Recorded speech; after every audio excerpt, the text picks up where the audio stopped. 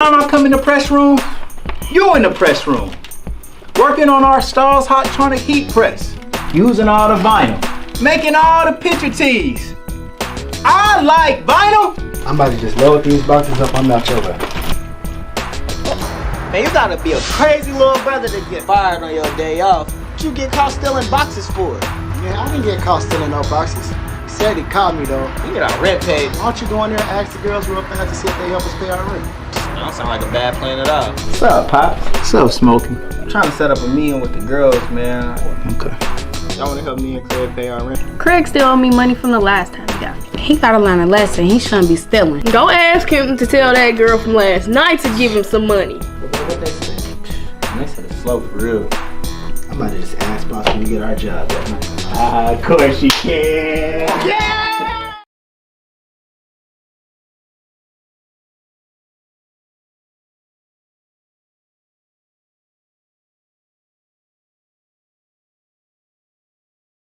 Yeah. Y'all actually won an award, the Boss Mag 2009 Ohio Hip Hop Award. Y'all won for that media outlet thing. Man, I don't even know. Like y'all won. He didn't even know he won it. What'd you say? Who was it? You won the Boss Magazine 2009 Ohio Hip Hop Award. Congratulations. That's legendary. Yo, what's good? It's your boy Peanut and my man Stackers. Man, SMED couldn't make it today, you know what I mean? SMED got a lot of stuff going on, man. Salute to SMED, you know what I mean? So, I'm going to hold it down like I always do, man. But I got my man Kevin Easley in the building, bro. Hey, what's good with you, Yes, bro? sir. What's happening? Let's get it in. Man, you've done a lot of traveling lately, man. Seeing the U.S. a little more, man. Just seeing the U.S. a little more. I mean, like, you feel more enlightened. I mean, something like that. I mean, like, you know what they say. I mean, Dayton is cool unless you've been somewhere else type of situation. Exactly. I'm kind of loving it, too. All right. So let's show love to our sponsors, of course, you know what I'm saying. Go down the sheets for breakfast, man. Make sure you go down there, holler at my man Ron C, my man Short Dog. If you ever get hungry for lunch, make sure you go holler at Agnes All Natural Grill, man. Or my man North. And also, if you're ever injured in an accident, make sure you contact attorney Michael Wright. Make sure you, if you're going to get lit a little bit, you can do some B today. You know what I mean? And also, Secure Wine, you know what I'm saying? Shout out my man Big. Antoine Cunningham, you can get inside more for less. And also, man, make sure you guys show love to the shop area. The shoparea.com, like the baby Amazon. Everything's free from the store to your door. And four. And of course, Dash Resource, where it's your boy Peanut, where I teach you how to make money. Really easy money in the stock market. Literally just buying good stocks on a bad day, man. Literally the easiest thing you're going to do in your life. And the book is free on Amazon. Yesterday's price is still today's price on my book, so please make sure you guys go down to Amazon and get the book for free. Cause we showing love, man. But this ain't about me, you feel me? I say this every single episode that there's no legend higher, bro, because certain people are polarizing figures where they have earned the title of being a legend, right? You have other people's stories are legendary as well, and we have a person that encompasses both of those in actually one person. So, man, without further ado, man, we got my man Keith Kent. Man, how you doing, bro?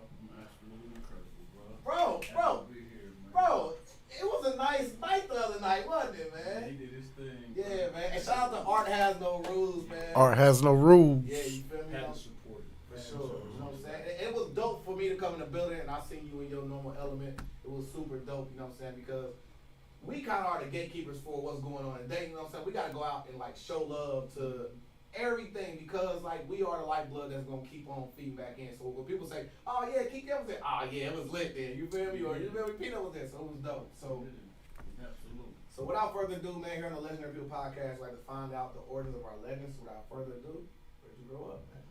Man, here we go. I'm right here, man, west side of Dayton. Really, I grew up a little bit everywhere, man. My mother had me very, very young. So we had to go where, you know, we get taken care of, what she could do, what she could do to be, you know, nurtured. So we grew up in Dunbar Manor, we grew up in Westwood, we grew up right here off of Main, you know, that 5 Oaks area. We grew up a little bit everywhere, man, but I would just say I'm a Westwood baby. Westwood baby. Westwood. Baby, Westwood baby, let's get it, you feel me? Yeah, you know what I'm saying? I'm from Lorenz, you know what I'm saying? Right out here from the corner store. Okay. You know what I mean? More. Word. So, like, what was it like as early as you can remember. So like, just pick one part. So like you said Westwood. So like, what was it like for you? Like through your lens, what was it like growing up in Westwood for you? I've seen a lot of great people get taken away from their families because they didn't discover their purpose and they get big. Like I think they put their gift and their energies in something that set us up to fail as a culture and as a people. I think my two things that really moved me. I think one, like my brother's pops, he was somebody I looked up to in the sense of I had two. Like I would say, like I had the best of both worlds. Where my pops who went to the military, come from a great family, and then on the other end, my brother's father, he was in the streets, and but he was the guy who just had the swag, the way he dressed, the way he greeted and treated it, that attracted me, but he would be here one day and gone tomorrow. I can see how that affected my little brother, like, so then I kind of had to become like the man in the household very, very early. Like, my brother was talking about, it's so crazy, talking about his children, and like they don't know how to catch the bus. You know what I'm saying? And it's just like, dang, it made us feel good in one way, but another way, we got to be really cognizant of, preparing them for the game of life. So it's like we was on the bus. I was on the bus at 7. My brother 3 years younger than me. He was on the bus at 4. You know what I mean? So you got to think about that, like knowing how to catch the bus at 7 years of age, understanding where to go, where not to go, where to get off at, going home, having a responsibility of locking the door. And you know how our moms used to say, it's like, I don't care if the president comes to this door. You better not open this door. So those different things, man, really taught me about how to really maneuver and also give me, a great sense of energy, like where to put my energy, where not to. On the other end, though, Westwood has some great experience, like going outside, hooping, going to the Westwood Center. Yes, sir. Tapping to like people like Randy Hoskins. And, yeah. You know what I'm saying? Yeah. Like just some people I can just think off like Donald Barksdale, rest in peace. You know what I'm saying? Mook, you know what I'm saying? And all these different experiences, and then really testing my skill set. Like, okay, you can't just talk about it; you got to be about it when it came to hoop. Because I was big in sports, so it was a great experience, best of both worlds, man. So I have no regret. So like you know what I'm saying? Like you spoke about your brother. Did you have any other siblings? Man, yeah, I'm the oldest of 11. You know what I'm saying? I'm the okay. oldest, so the person on the shoulders is definitely dense, man. Yeah. Definitely it's a lot of pressure, but at the same time, I'm built for it, and I think that it ain't always about monetary gain. It's always being able to learn from these lessons and give these lessons to my siblings. Hey, learn from my mistakes. Right. You know what I mean? And I think I'm very cognizant of how I move, so I can make sure that they proud of our lads, man. Right. Word. So like, what was that dynamic like? I mean, were they all in the same household, or was it scattered a little bit? No, it was similar to like most everybody. You know what I'm saying? I would say like 80% of the west side of Dayton. My mom had 4. You know what I'm saying? So it was me. Earlier it was just me and my other brother Jerron. You know what I mean? And then from there, like my pops was in the military, so we had children all over. You know, Right. pops was rolling stuff. Word. So out of those 11, my pops had 7, and then my mom's had 4. And the dynamic was really, man, we just taught to be. The one thing I'm blessed with, I was raised right, like integrity, treat people how you want to be treated, and then we grew up in an area of, like you knew your responsibility very early, like they would say, you the oldest man, make sure everybody gets the crib. You know what I mean? Or I was good in sports, so it was like, you got an opportunity to get up out of here, but you better not touch that. You know what I'm saying? Like, so we had OGs for real. Like, it was a little different. So I would say, being the oldest of 11 for me was more, I got to show them something different. I got to show them that being on the good side of things is cool. You know what I mean? It ain't, knowing how to read is cool. Yeah. Being strategic and being a business owner is cool. Like, I can probably say I ain't never, I can say I've tried dabble in the streets. I ain't never really sold no drug or did nothing illegal for real. Like, I still hope. You know what I'm saying? Like, I inspire people with it. You know what I'm saying? But this is my drug, my clothing brand. The wine, things like that. We're gonna get to that. Just We're to gonna get to that. Just to show that, it's different, man. But I don't knock nobody's hustle. I'm just saying, I gotta tell the truth while we don't hear it. Right.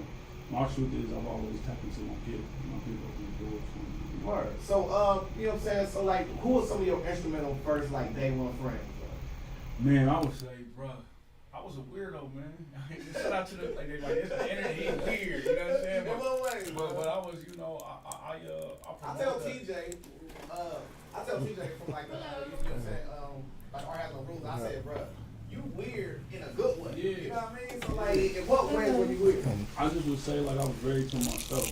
Yeah, like really discovering like the whys. Like, you know, why do I want to be my friend? Or why people want to, you know, hang out in certain areas. So my biggest thing was I never chased it. I always attracted certain people. So whoever was kind of like the guy who he might have was cool in sports. I think that was my gift that I was really good at something. I was great in sports, and that kind of gave me the pass. But like Jeremiah Brown, he was like the class clown.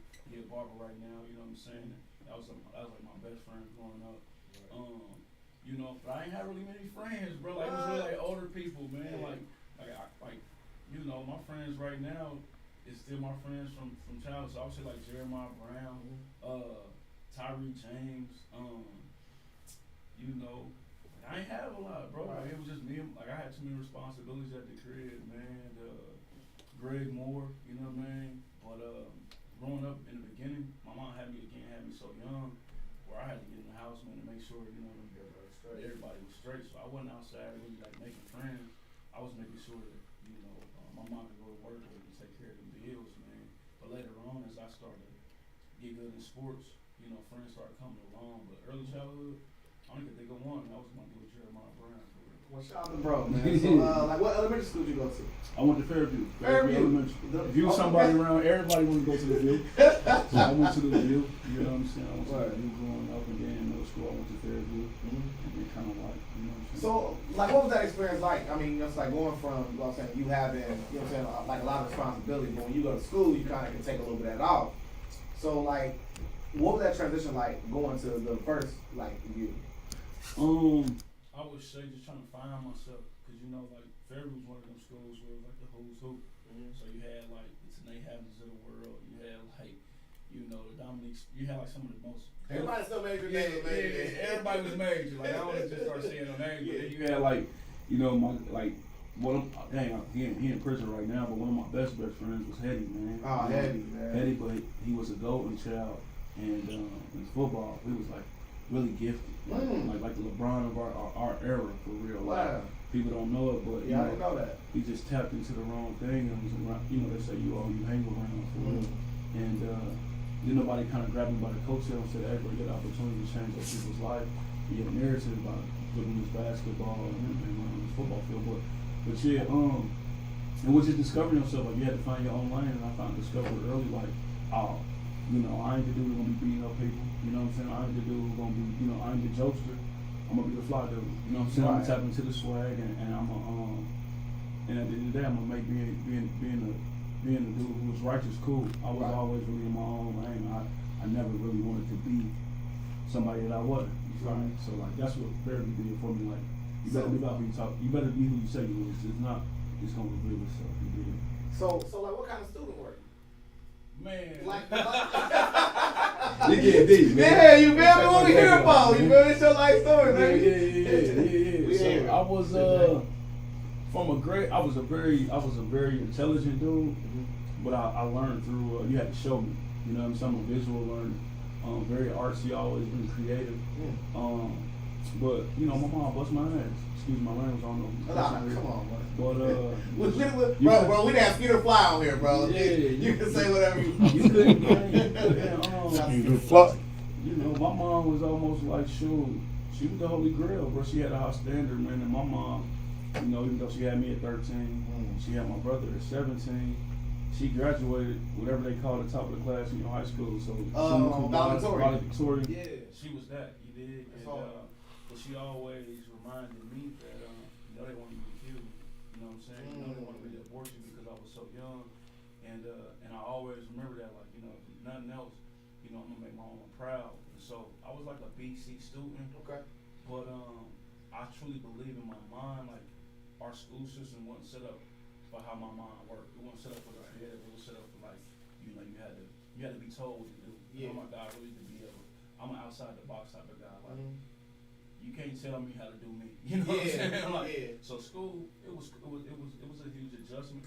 You feel me? Like that's that Westwood mantra. You feel me? Like I'm gonna do it my own way. Yeah, I'm gonna bump my head a couple times, but like, you you know, my teacher told me to straighten up. I always thought about Mom Dukes. So I would say a B.C. student. So, what's one of your fondest childhood memories, bro? Man, I've done 100 and some interviews, and it's the very first one you think about. That one right there. You ain't gotta look for it. The very first one top of your head. You should send me these. Look, he's supposed to send me these on the. These all off the cuff. You supposed to watch the interviews, bro. I gotta do these. Nah, I know. I do my research, not like the other people you I see. Childhood, man. Like I told you, man, my childhood was very, very. What's your fondest childhood memory? Like, you know what I'm saying? Like the one like you hold dear to your heart. Like one that when this is all said and done, you want to play that memory over. I can say, this is crazy, yeah. With my brother's dad. Shout out to JJ Cherry or whatever, man. You know what I'm saying? I got so much memories of him, but I think this is why I understand that as human beings, like we God, for real. You know what I'm saying? We created this image, so like, I feel like we have this level of standard that if we ain't winning something wrong, you know what I'm saying? If you ain't winning in life something wrong, and he taught me that early, like, I understand, like, we are the currency, so I never really had a obsession with getting a bag because I seen it young. Like, I can remember one time he told me to put some closet, and it was like a big ass black trash bag, and it was a big bag of ones, 5s, 10s, 20s. And he told me grabbing was so heavy at the time. I was a young boy. I was dragging it. And I didn't open it, you know what I'm saying? But he told me to put it in the trunk. I put it in the trunk. You come grab all of us and take us to the mall. And this was the first human being I was able to see that he never asked for a price. You know what I'm saying? With me, you know what I'm saying? And all his other boys or whatever. And, you know, at the time it was an Air Max 9 Fast. Yeah, everybody know the way. It was a Jordan. Yeah. You know what I'm saying? And, you know, in Salem Mall at the time, you had like Athlete's Foot and all, you know, Foot Locker, so take us to Foot Locker. And me being the oldest, I always had a responsibility of whatever was the most responsible I had to go do. So we in the mall, we like, do whatever y'all want. You know what I'm saying? I'm like, all right, cool. So I'm being kind of timid. You know, we kind of real poor for real at that time. So I'm like, I'm on them. He's like, nah, do whatever you want on the wall. Because like you ain't got like some. I got some like some Air Force Ones. Something that my mom could afford. You feel me? And he like, nah, do whatever you want. You know what I'm saying? I want these. He like, man, act like we want the whole wall. We want all them Air Maxes. We want all these J's. And it was like I seen the gods because money was so scarce. Whenever you don't have, you want. Yeah. And I can remember like, man, I seen that bill. You know, he gave me that responsibility. You know, it was like $6,000 for some shoes. I'm like, dang it. So he like, something happened where he had all his money, and he told me, say, hey, go to the car and go grab, you know what I mean, the 20s out the bag. And I opened it up. It was like I just seen gold. It was like a light was reflecting out that bag. It was born out there. And that's what I knew. Like in order to, you know, it ain't about never like. I can deal with a person today. I don't care how much money you got, what your status is. Right. But I knew the importance of being resourceful and having true wealth is not being able to ever have to say no. I don't never tell my kids no, or never tell my grandma I can't do it, or my brother I ain't got it. And that's the power. That's the purpose of having resources and being rich is the ability to give other people that power. Right. That's the only reason. That's the only purpose for paper is you want to have so much money to where you have the ability to give other people that power. So they can give it to you. It ain't to stun on people. Yeah. It ain't to say I got more than you. It's really to inspire people. Say, hey, you got a dream? Here you go.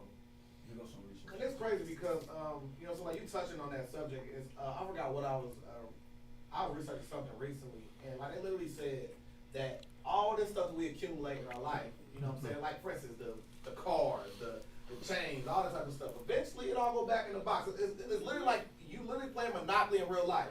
All that stuff you sitting there building up to make it around there, and yeah, you win, but eventually it all go back in that box, bro. Yeah, you know, and it's so deep, man. It's like we don't borrow time. You know, if you think this stuff is yours, you tripping. Like, and I think that's what our challenge is that like we chase paper so much that we miss our purpose. Like don't chase the paper, chase the purpose, and the paper gonna chase you. I realized too, man, like it make me feel so good. And like people only don't remember how you make me feel. Absolutely. That's the only thing they remember. So they don't remember like what type of car you driving, you know what I mean, how many women you got smashed, or what, man. People got too many problems with their own to be worried about how well you doing. How my ex was.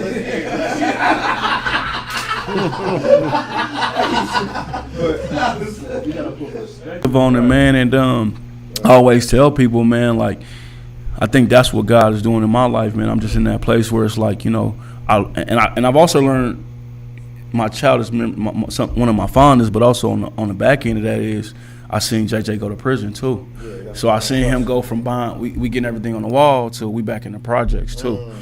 And what I learned is us, especially people in our community, the black folks, we chase the bag first. Yeah. When God like, nah, chase yourself first. You are the bag. Yeah. Chase your purpose and why you here. And when you know what the purpose of the bag, you're gonna be able to attract more of that.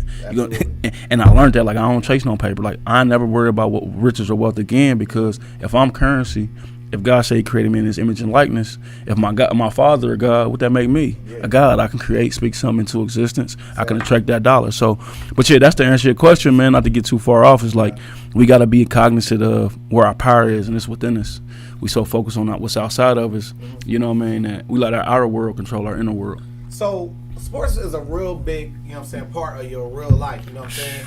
So let's talk about when you first, like, got bit by you love sports. I mean, was it football or basketball first? I was nice too. I was different De'Yante, you hear me? Yeah. For real. But I did my research. I ain't even toot my own horn. I'm not the guy that's gonna bring you in here and then ask you if you went to Central State when you really went to Jackson. Yeah, come on, okay. But nah, I would say, man, basketball was my first love, bro. Huge Jordan fan. Grew up a 49ers fan. Deion, Jerry Rice, Burton Hanks, Steve Young, you know what I mean? Ricky Waters, like, it was my real, it saved my life. Yeah. You know what I'm saying? But I was short, man. I was like, I'm 5'9" now. You see, I'm still short. You dig? But I'm light, but I'm heavy though. You dig? But you know what I'm saying? With childhood, it was basketball. I didn't play football till my junior year in high school. What? Nah, man. Like I was just afraid of it. You dig? Like I didn't want to get hit. I didn't, you know what I mean? Like it just wasn't my thing. Fly wavy dudes. We want to play basketball. Come on, man. Smell the cologne when I walk in. Creed Adventures. 300. You know, let me stop.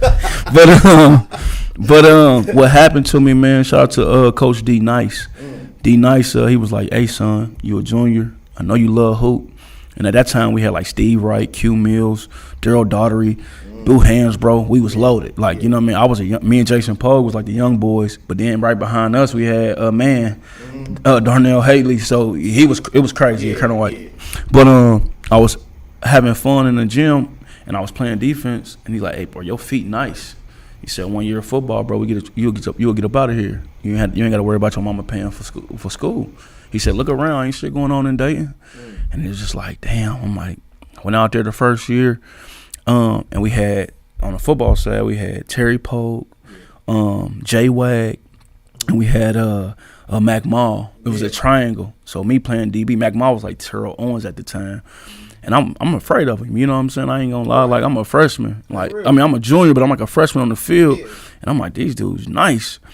And that practice, I was able to, not only was I able to check McMall, but I was able to shut him down, not even really know nothing. And he gave me the game, like, "Hey, bro, you gonna be nice. You keep doing what you're doing, bro. You good." And then I would practice with my best friend, Jeremiah Brown, who was nasty. Like, he had that Peter work in him. And I was able to check him at the line. I said, "Hey," little on you. I said, "Man, you know what? I'm gonna get a bag out of this.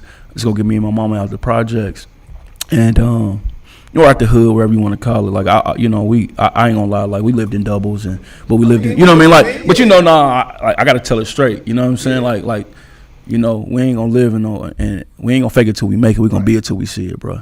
And I gotta tell the truth if I'm gonna talk this thing. So, but 1 year, man.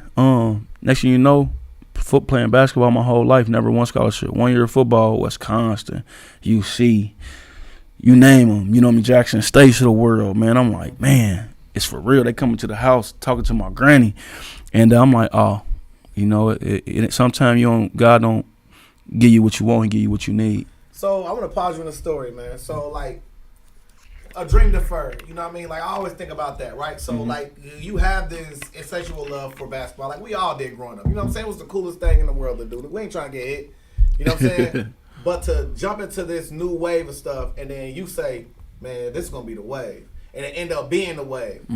How did it feel for your confidence? I mean, you know what I'm saying? Like, of course, I'm saying you already had it, but what did it do to reaffirm who you really truly knew that you were?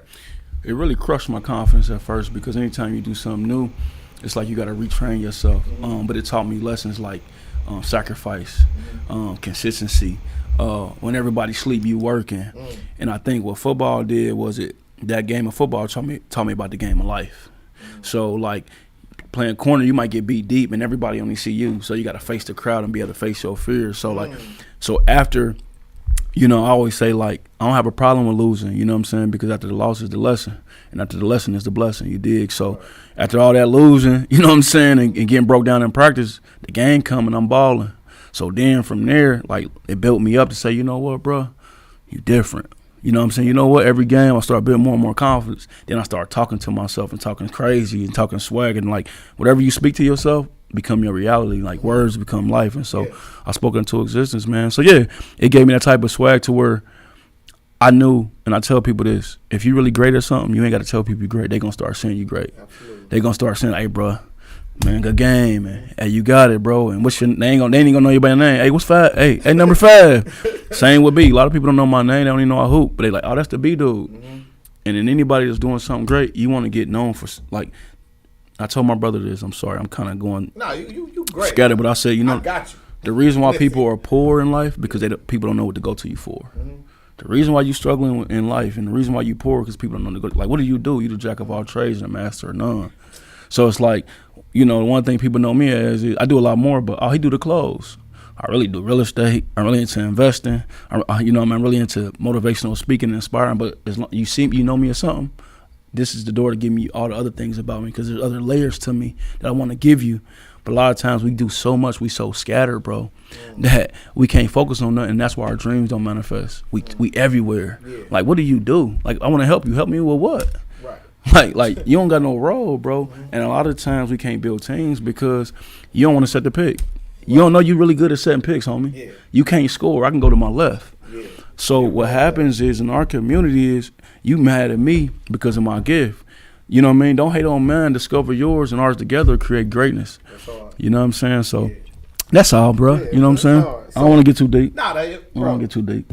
That's great content, bro. That's game for free, man. Normally when SMED here, you feel me? You know what I'm saying? He be fanboying out right now. Like, I can talk crazy to him because he ain't here. You feel me? I'm taking a point for SMED because he ain't here. Feel me? But he been here talking, man, that's great content. Shout out, SMED. Yeah. Do what I do. But anyway, so but let's talk about the recruiting process, right? Because like that is to me, it's something like, I always thought about, like, because my dream deferred was I love basketball. I had a kid early, so you feel me? Responsibilities come first. You feel me? I did have a scholarship to run track. So I ain't really get courted, but feel me, I did get my letter though. You feel me? Like, yeah. So, like, what was it like to get your first letter? Like, that somebody was watching me. That I knew that I wasn't doing this stuff in vain. Like, I think that's why. And I'm always go back to the people now because I don't want to. It ain't a me thing. It's a we thing. You know what I mean? I don't want to. Even this interview, somebody watching this and need this type of need these words to get unstuck. So like that's why when I see you, I say I'm proud of you, bro. We had to learn how to let people know that we watching. And not only am I watching, I'm gonna say like I see you. Go and speak to that person. Go hug them and tell them you love them and say, hey, look, keep going. That may be the difference between a person, stopping their dream, killing themselves. You know what I mean? Being depressed in the closet, or you up and sticking them and they finding their purpose and their path to go unstick somebody else. But that's all it was for me was, hey, okay, now this opportunity and it's possible. A lot of times we don't know it's possible. Like, dang, I ain't never seen nobody get no M's. You know what I'm saying? So why would I have my dream on millions when shit I'm struggling paying this little $600 a month rent? But I knew early like, oh, God put me on this earth to let my people know that it's possible. So that, yeah. So like, how did y'all finish out, like your senior year of football? So, sorry, you know what I mean, because my C-Dub people going to be salty, but I transferred to Trotwood my senior year. Okay, word. I had to get to school. Coach Doug was putting them cats in school. Shout out to Coach Doug. Coach Doug got it. Hey, one thing about Coach Doug, he ain't going to let, if you play for Coach Doug, hey, listen. Hey, I'm plugging Coach Doug right now. All kids, if you play for Coach Doug, your mama will not have to pay for college. I guarantee. You hear me? But Coach Doug, man, I don't want to get him in no trouble, but we found out a way to get to Trotwood. Right. Okay, you know what I'm saying? We moved to Trotwood. Yeah. I mean, it ain't we had some addresses, man. I had an auntie, a cousin. You know what I mean? But I'll just say the whole Colonel White, about 10 of us transferred to Trotwood. That's all. And every single one of us went to college. I think except one. He passed away, Kelvin Lomax. But rest in peace, man. Rest in power, Loeb. But man, our year. So when I transferred to Trotwood was 3-8. It wasn't the Trotwood you see today. So we was the first group. You know, Trotwood been having stars, and you know what I mean. You had so many stars. The list goes on and on, man. From the Will Lumps to, you know, the list go on, bro. We ain't even gonna get into that. It's big time players out of there. But do your Googles, guys. Yeah, do your research. But when we transferred, they wasn't a Trotwood of old, and so we came there, man, and that's when I started really making my friends. Like man, so many of my guys has passed on, man, but it's crazy. So the Drew Higgins, rest in peace. Greg Moore, rest in peace. Gary Stinson, William Stinson. R.J. Hickenbacker. Like, we had a squad. You hear me? Will, what's his last name? Light skinned Will. I can't remember. But, you know, Jeremiah Brown, myself, Zach Logan. It was crazy. You know what I'm saying? Freak. You know what I mean? Jason Holcomb. Like, it was crazy. And we went from 3-8 to 9-3. The first time they made the playoffs in, like, I think some crazy obscene amount of years. And from there, all we seen, we went off to college. When I came back, it was a new school. You know what I'm saying? Pools and all these guys went from we was going to UCs and JUCOs and to, you know, smaller schools to Michigans and Ohio States and that was off the back of you know what I'm saying, us for real. You know what I mean? What is JUCO, by the way? It's a junior college. A junior college is, and by the way, some of the best athletes in the world go to junior college. Like Nick Van Exels went to junior college. Cam Newton went to junior college. Like, there's some big time guys. But what it is when if you're really good and you need some time, either it's two things. You need time to develop, you ain't mature enough, or you balling out and you don't have the grades and you couldn't Prop 48. At the time, they had Prop 48. And so in my case, I needed time to develop, but also too, I didn't have the grades. You know what I mean? SAT scores. But it's an opportunity for you to get a 2-year degree too. So to discover like your skill set, you go for 2 years. If you good, you say you got the grades, but you just need something happen, you can go for a year, graduate, and then go to a 4-year school like Alabama, South Carolina, Ohio State. But it's just a platform to get more film, learn, mature as a human being and as an athlete, and then also to get you a 4-year school. Because a lot of JUCOs, they don't give out full rides. Right. A lot of times what you have to do is kind of get like a Parent Plus loan or get like a partial. They give out partial scholarships, and then you got to use your FAFSA to get the rest. But it's a great platform, and I would tell any kid who don't have the grades and who's trying to get up out of here just to see the rest of the world. That's what it is too. Like you said, my man was traveling. It's an opportunity to go see that the world is much bigger than Dayton, Ohio. And you can take all those experiences and bring them back here, man. And I think JUCO saved my life. It saved my life, dog. Saved my life. What's up? So going from, you know what I'm saying, you coming from like 11 kids, you know what I'm saying, that to finally going off to college, I mean, like, you still have a responsibility of still having to check home, or did you finally get some breathing room to finally find yourself when you went to JUCO? It was both. It was like, back home was the motivation, because you got to think, my mom's, at this time, she's a single parent. Now it's my brother and an additional kid, you know what I'm saying? And what I always would do is, it was still struggles for me because I didn't have the support financially. I thought like going to college was all my financial responsibilities be gone.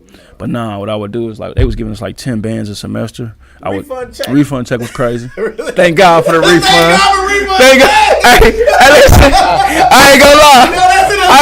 I wish I was a hustler, man. I wish I knew about that thing. I was in Cali, man. I wish I would have been. Hey, by this, but no, wait. No, you don't. Because look. I'm tell you why. Because it literally saved my life that they could not like test these drugs I got caught with, bro. If you get caught with 1 ounce of anything, bro, any speck of anything, this is for all you kids out there, bro. Now that's where the camera is. Well, it's motherfucker. You got camera there, camera everywhere. You feel me? Okay. Like cameras in the restroom. Just playing. Okay. But, but seriously, if you are on any type of financial aid, do not get caught selling any type of drugs. If you do, you gotta pay back every red cent. That's real. Full. That's real. That's real. That is one thing I'm so glad that I went pulled the wiggler. Boy, God don't make no mistake. That's real. Because I made a promise. I said I'll never sell drugs again. That's what self-stop and I don't came from. But anyways. You taught me something. I didn't know that. It's good to learn. It's a blessing. Yeah, it's a blessing, but I still was gonna flip a couple bit now. But no, even if it wasn't nothing illegal, like I would have started my clothing brand in college, like that platform. Like just again, that's like I'm 37. I'm 37, man. You know what I'm saying? And so, there's the things that I learned along the way that if I could tell my 17 or 18-year-old self what I could tell myself today, oh my God, you dig? But the one thing that I did learn about the refund is it taught me like. Again, nothing is mine. Like this is all borrowed time. And it's all like, and I had at an early age, I knew that money wasn't gonna stronghold me. I wasn't greedy, so I would take the 10 bands before I would ever touch the money. My mom would get it first, and so whatever she took from my brothers, she would send back to me.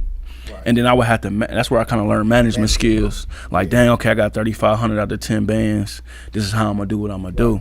What happened, man? And rest in peace to my mom. You know what I'm saying? But God don't make no mistakes. My mom, and that's why I don't drink or smoke right now. It's like my mom, I would say that poison, right, kind of stopped her from tapping into her purpose. You know what I mean? And anytime that anything replaces your purpose, you got to stop it before it takes a hold of you, because a plant should this is a plant. This comes from a grape, or this is fruit. The plant or this fruit shouldn't control the plan that God had for your life. The plant shouldn't control the person. And it started controlling my mom, and what started to happen was the refunds weren't coming back. And for the first time in my life, it kind of like built up a trauma to where I quit trusting women. You know what I'm saying? I really quit trusting women. And so it was one of the things where it's like in JUCO, it made a man out of me, because it was like, you know what I mean? Like, all these tests was like build me up, you know what I'm saying? Like, it was just crazy, man. I was just like breaking down. I wasn't balling. I'm like, you know what I mean? My plan was to go to a bigger school, and I'm like, dang. So I learned in junior college, and that's why I promote like stepping out of your comfort zone. Was I learned that, listen, losses at the end of the day ain't to break you, it's to make you. These tests in life ain't nothing to just put your armor on. And so I start creating these fears in life of I ain't gonna date I ain't messing with this chick. Like even now. I'm 37 and I'm single, but I struggle with it because I'm like, what's her agenda? Right. What's her angle with me? You know what I mean? Like, you know what I mean? Like, and does she genuinely love Keith? Right. Or does she love the B? Or does she love the whip I'm driving in? But again, we have to replace those struggles, and we have to replace that pain with purpose and put it in proper perspective. That's why you got to go to God for everything. My goal right now is to make God cool. To make God cool again. Like, we can swag, we can look good, we can smell good, we can drive nice things and live in mansions, but just give God the glory and give him the perspective. So that's what JUCO was for me, bro. Like my mom's, bro. You know what I'm saying? She did something that I knew she wasn't doing her normal state. Right. You dig? And I don't blame her. Like, it was just a lesson, but and it showed me that you can't treat people how you meet them. Like, people try to treat you how they meet you. Like, I ain't, you know what I'm saying? Like, I ain't the same person no more. Ain't that weird? You know what I'm saying? Like, ain't that weird? Like, bro, you ain't paid attention or seen that this is way different. We've evolved, but also too, just because a person is like, I talked to like the lady right here. I walking up to y'all. I gave her a candy bar. It ain't nothing big, but she homeless. Right. She could have been a doctor prior, but a lot of times, and this is just so important for Dayton. We live in a city that's so full of illusion. Like it's cool to drive a Honda, bro, if you're able to take care of your kids and your bills. And we only do things as men based off what the woman's perception is. You know what I'm saying? So if a woman like a certain thing, we gonna do that thing for a woman to like. Oh, bro, but I made fun of it before. I'm like, if girls we getting all off topic too. My bad, bro. No, you good. My bad, bro. No, this is what podcasts are for, bro. It's I'm getting all off topic. Great content, like for instance. So, but nah, like seriously, bro. Like, if chicks thought it was fly, like back in the day, like a chick thought it was fly for a dude to wear high heel shoes, a blouse, jerry curl, and the dude don't wear it until girls say that's played out. Then they wearing skinny jeans. Yes. Yeah, like women are the tastemakers. They are, and too, like, you got to understand, like, we come through a woman. Women are goddesses for real. Absolutely. But at the end of the day, like Cam Newton said, I don't want no boss bitch. You're a boss bitch, but you can't cook. Right. you a boss bitch, but you don't know how to be quiet. or when to be quiet. I don't want a girl that consider herself a bitch to begin with. But anyway, or you're a boss B and you don't know when to let me lead in my areas of gifting. Yeah. And so what you starting to see a lot of it, and it's hurting. It just hurt me, man, because I care about everything. I just do. That's who I am, right? Okay. But I'm starting to realize, like, dang, you know what, guys? Whatever we focus our attention on, we place our, wherever we place our attention, we place our energy.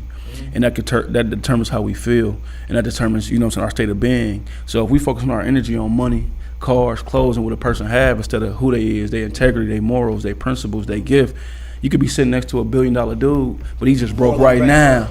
But he more be break like nah, we trying to change people's perspective and say, listen, be able to see who he is without the material stuff. Yeah. Love his mentality, not his materials. You see what I'm saying? And now you about to take me somewhere. It's just deep. It's just deep. I know where we at in the story. No, it don't matter. We just vibing, man. We just vibing. So I got a friend who is like a Mason, right? Mm-hmm. And they meet, and you know what I'm saying, like under certain. They say meeting on a level, and I never understood what it meant. I'm like, what do you mean like y'all meet on a level? And he explained it to me. It's like, well, you wouldn't understand if you heard it. Like, you'd probably think it's weird. But they literally meet, and they all meet naked, bro. And because, and I was like, why do y'all do that? It's like, because, like, you may be in there with a judge, may be in there with this and the third. They literally meet naked. Like, physically naked? Physically naked, and they have their meetings. Like, and no pun intended, they have their meetings. Yeah. It's level. It's levels to this.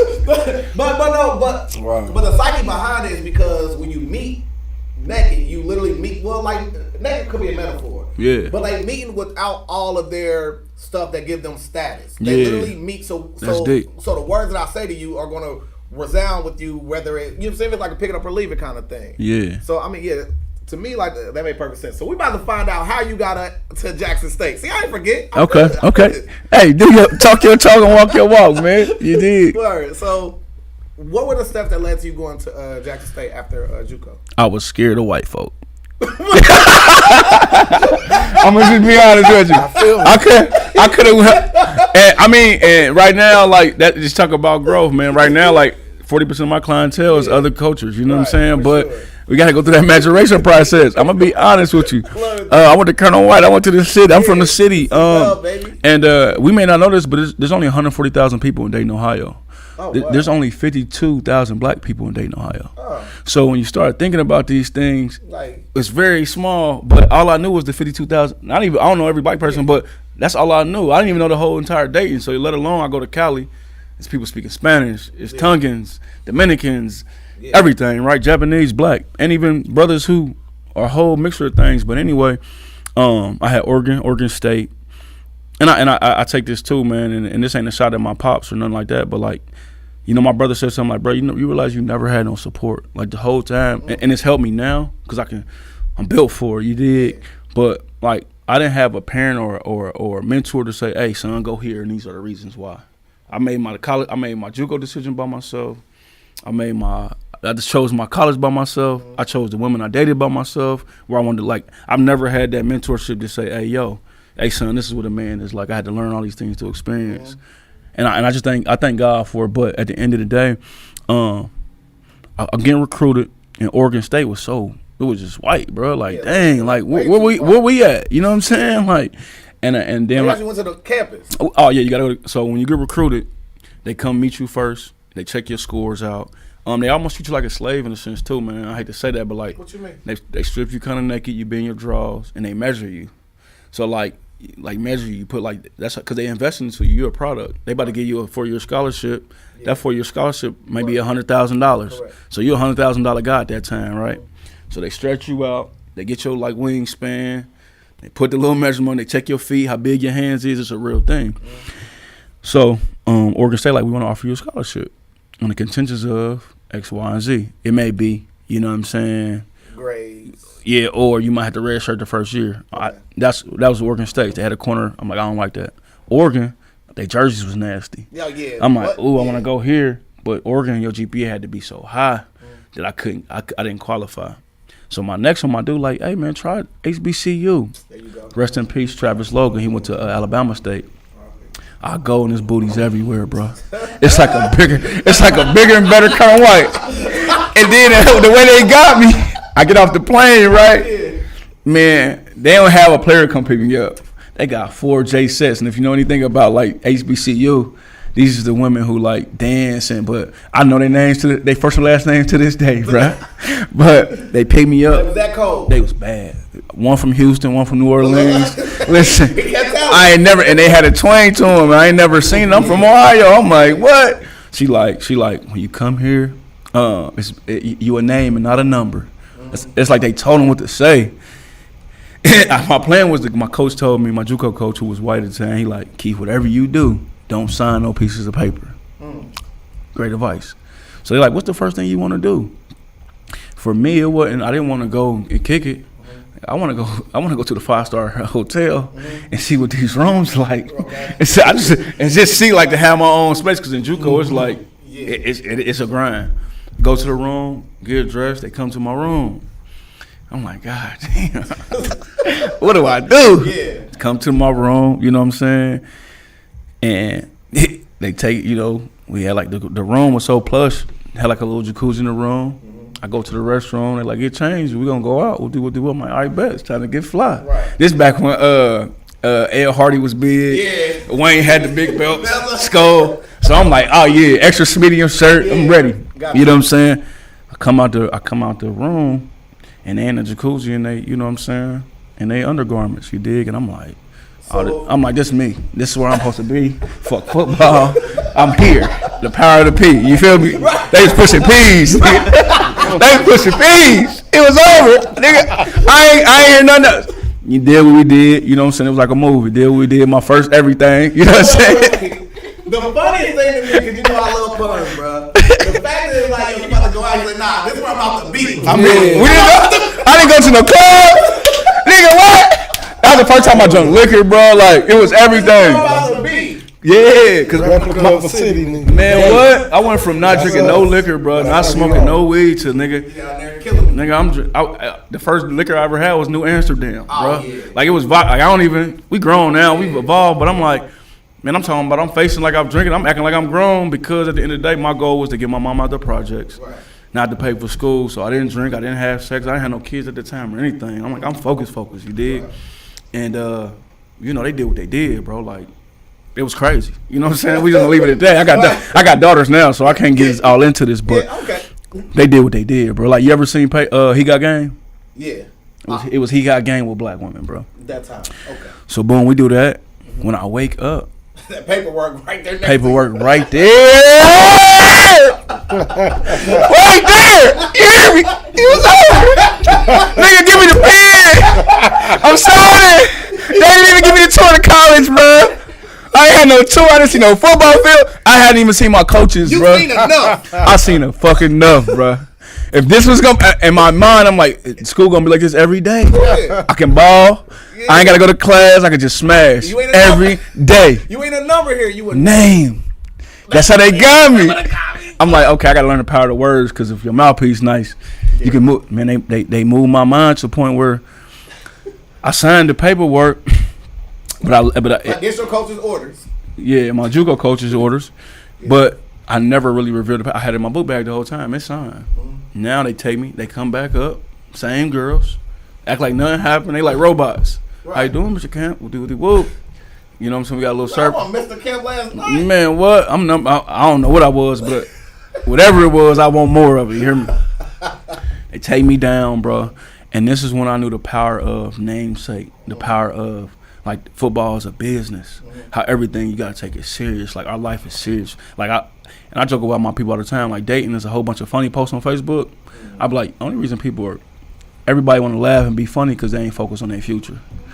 When you really doing what you're supposed to do, that shit ain't funny to you no more. Like, and my dudes is funny on Facebook, but I'm like, people gonna wake up in the morning, get on Facebook and laugh. Like, nah, bro, but your life ain't funny. Right. You know what I'm saying? Or your life may, but we gonna get to that. Yeah. Anyway, go on tour. Campus is beautiful. Walter Payton, if anybody don't know about Jackson State, it's in the Southern Belt. And so everybody speak. You know what I mean? And I learned about how to treat people like people, for real. Like, hey, how you doing? What's up? Right. Hey, what's up, Ohio boy? That's the first time a woman gave me a compliment. Like, here in Dayton, you can be on top of the world. I'm like, hey. Like pulling teeth. Just humble yourself a little bit, baby girl. You know what I'm saying? Like, there's other places in the world where these women gonna cook. Oh, yeah. You ain't gotta have no car. You know what I'm saying? If you can speak English, bro, no lie. These women gonna take care of you and be proud to take care of their. And that's the difference between the South and Midwest. Absolutely. I learned that. I said, my wife, she has to have these. This is first. She has to have these attributes, characteristics. Took me, treated me well. I meet my coaches, and my coaches was just like me, swagged out. Coach Hayes from Cleveland. Okay. My other DB coach from New Orleans, he's like Deion with a gold tooth in his mouth. I saw these two niggas on the block. You know what I'm saying? He like, babe, pull it up in a Range Rover, let me drive it. Gave me the whip for the week. Gave me $1,500 for the week.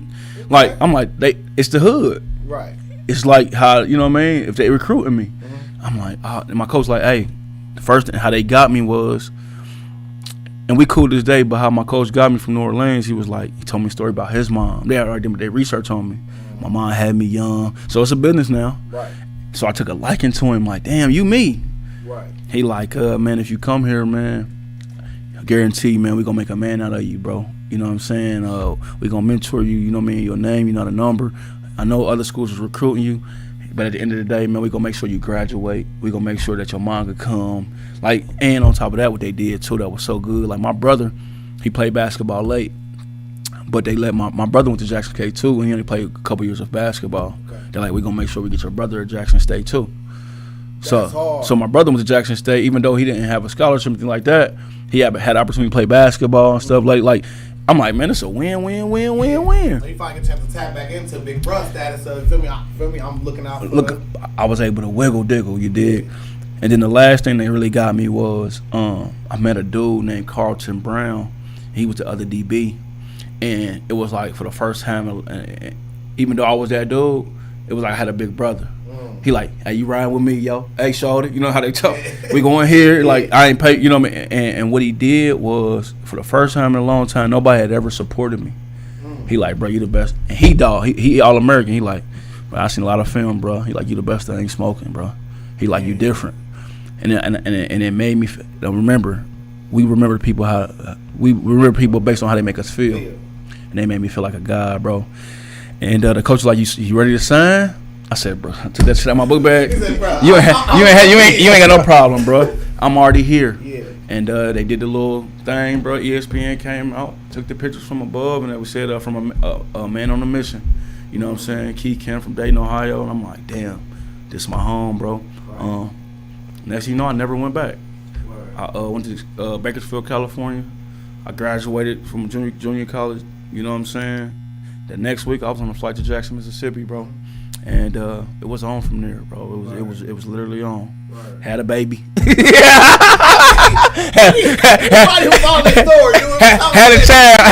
a child. I was scared, man, and that's a whole nother story. But man, had a child in college and started getting on my grind for real. So, like before you went there, your 2005 Bakersfield College Golden Empire Bowl Championship with the Renegades. Yeah, damn, bro, what you doing? Who you want? Hey, y'all ain't playing.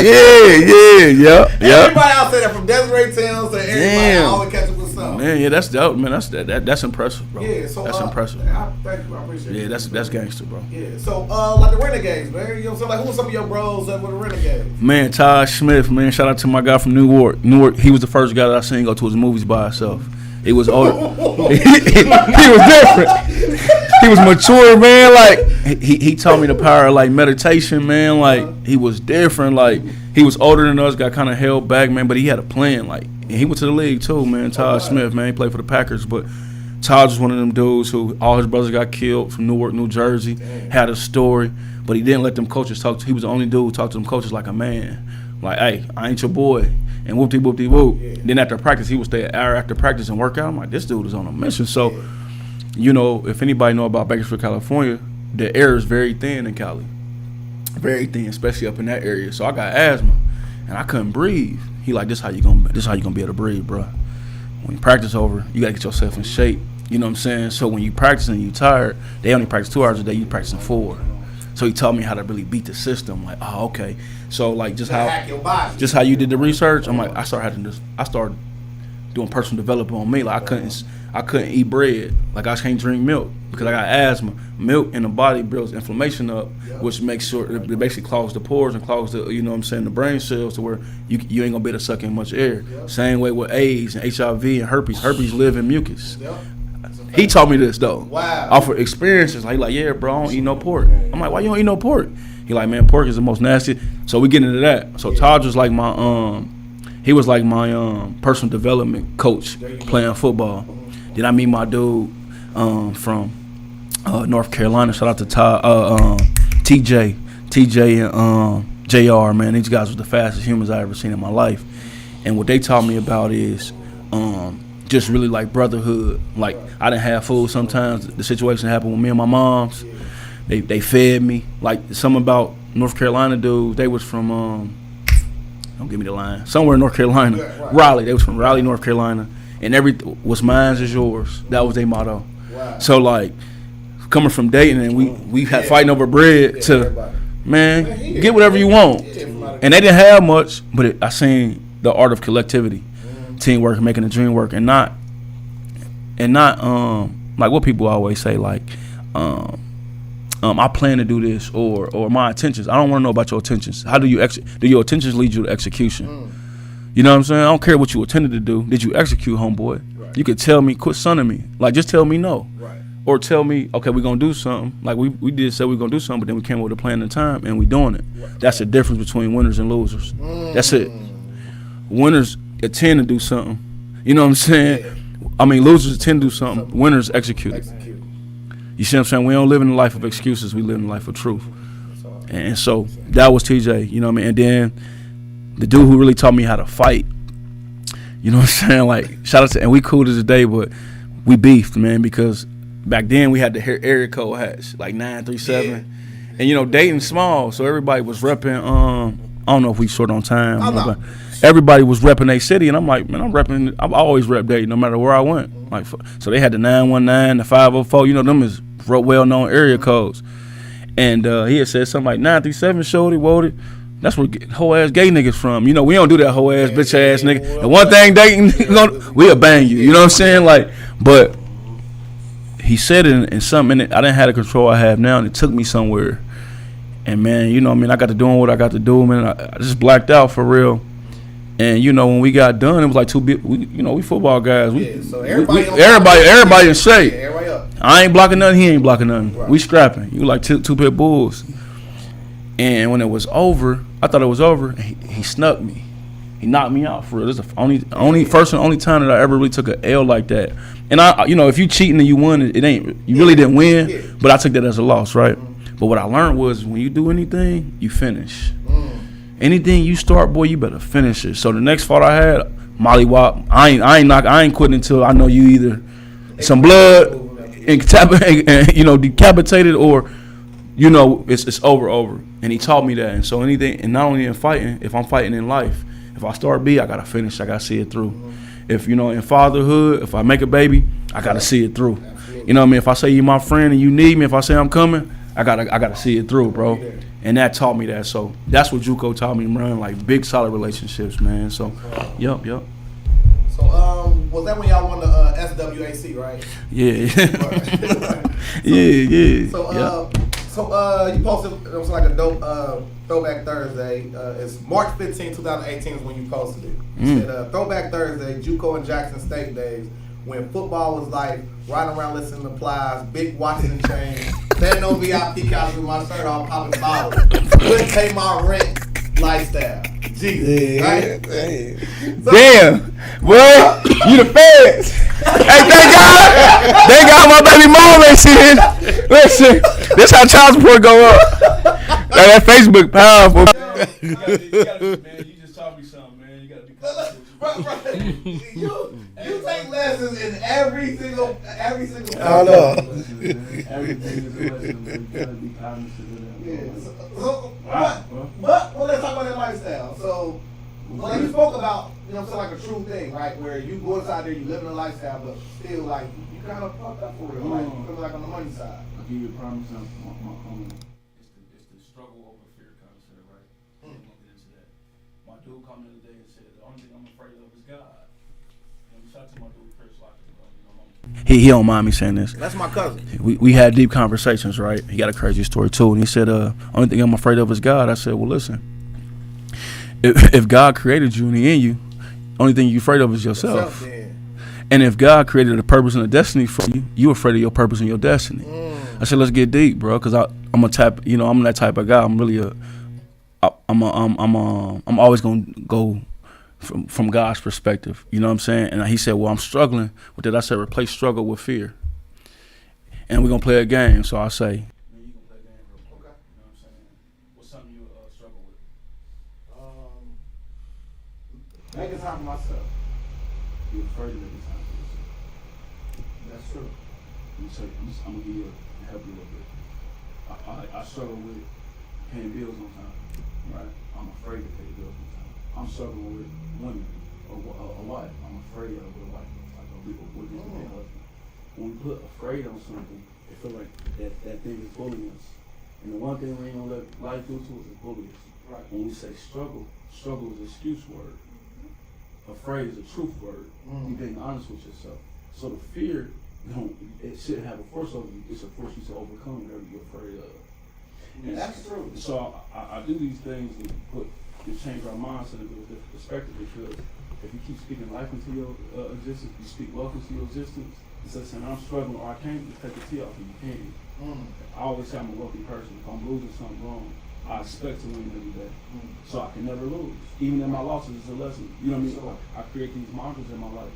When I look up in my life, I don't do nothing but win. Right. You feel me? And a lot of times what happens is this was happening, like even at the event we go to sometimes, right? Because our energy is so high, or we're so confident, people can confuse our confidence with conceitedness. Right. I ain't conceited, bro. I'm working. I'm just confident in what I do. I ain't arrogant. You don't know me. You just assume assumptions are dangerous. If you change your perspective, bro, you don't know. You'll get to know that person and realize he's the most humble person in the world. So you gotta do the same thing with what you struggle with. You don't struggle to wake up on time. You afraid to wake up on time, homeboy. And when you feel like, man, I ain't afraid of nothing, you're going to start getting up a little early. You don't struggle with opening up that bill. You afraid to see what that amount is in that bill, so you avoid that bill, and now your credit fucked up. It's very, very simple. That's all. And so, to get back to that, the reason why I wasn't paying bills, because I seen people in my life that was afraid of paying bills. Right. My mom used to always put the bitch, she never opened up certain mail. So, nigga, lights get shut off.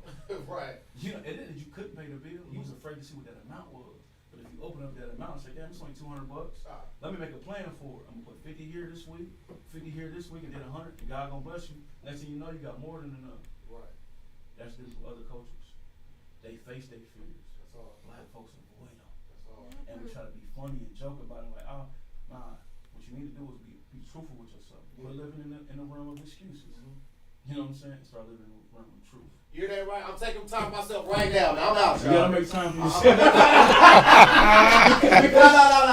No, bro. Because you can't give me time if you ain't got time for yourself. But like the true thing is, like, for instance, so like, you know what I'm saying? I'm doing well for myself, but I think that's because of the fact that I don't let off the gas. You feel me? So it's like I'm afraid to let off the gas. Right. You feel me? I feel like if I stop, then things will start coming apart. Guess what, though? That's why God gives you so much perspective. You ain't supposed to be only driving.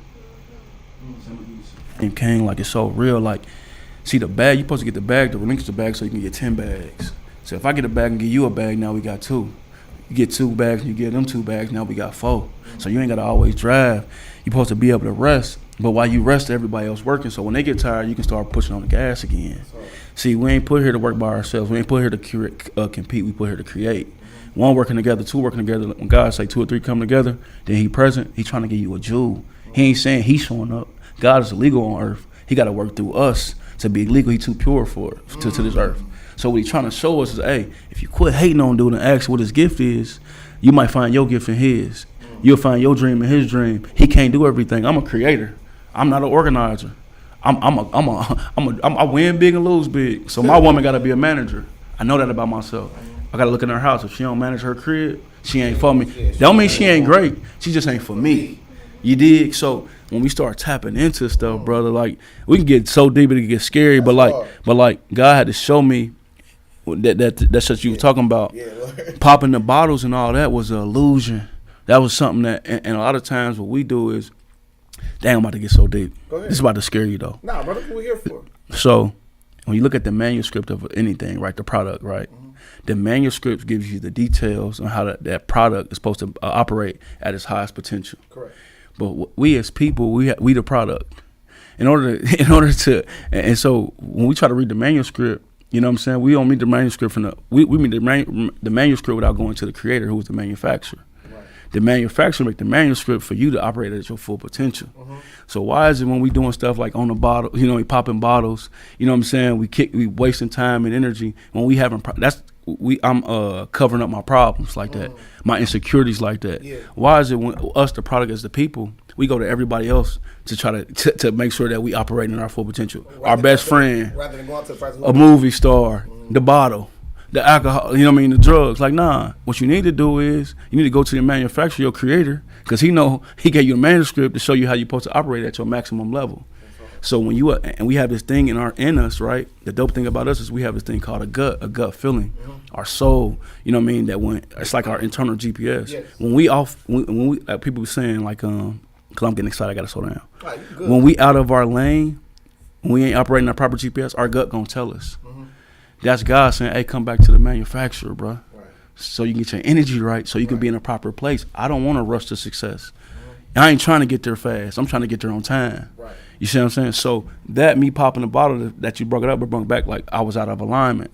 I was an insecure little boy trying to fake it to make it instead of becoming who I'm supposed to become and saying, listen, this money I'm spending on popping bottles, I should have been putting into some type of investment, some real estate for my kids. Right. So it ain't just about me, it's about me, you know what I'm saying? That's why my bills weren't getting paid, because I was acting out of alignment. Right. Now I pay all my stuff first, and whatever I got left, it still ain't mine.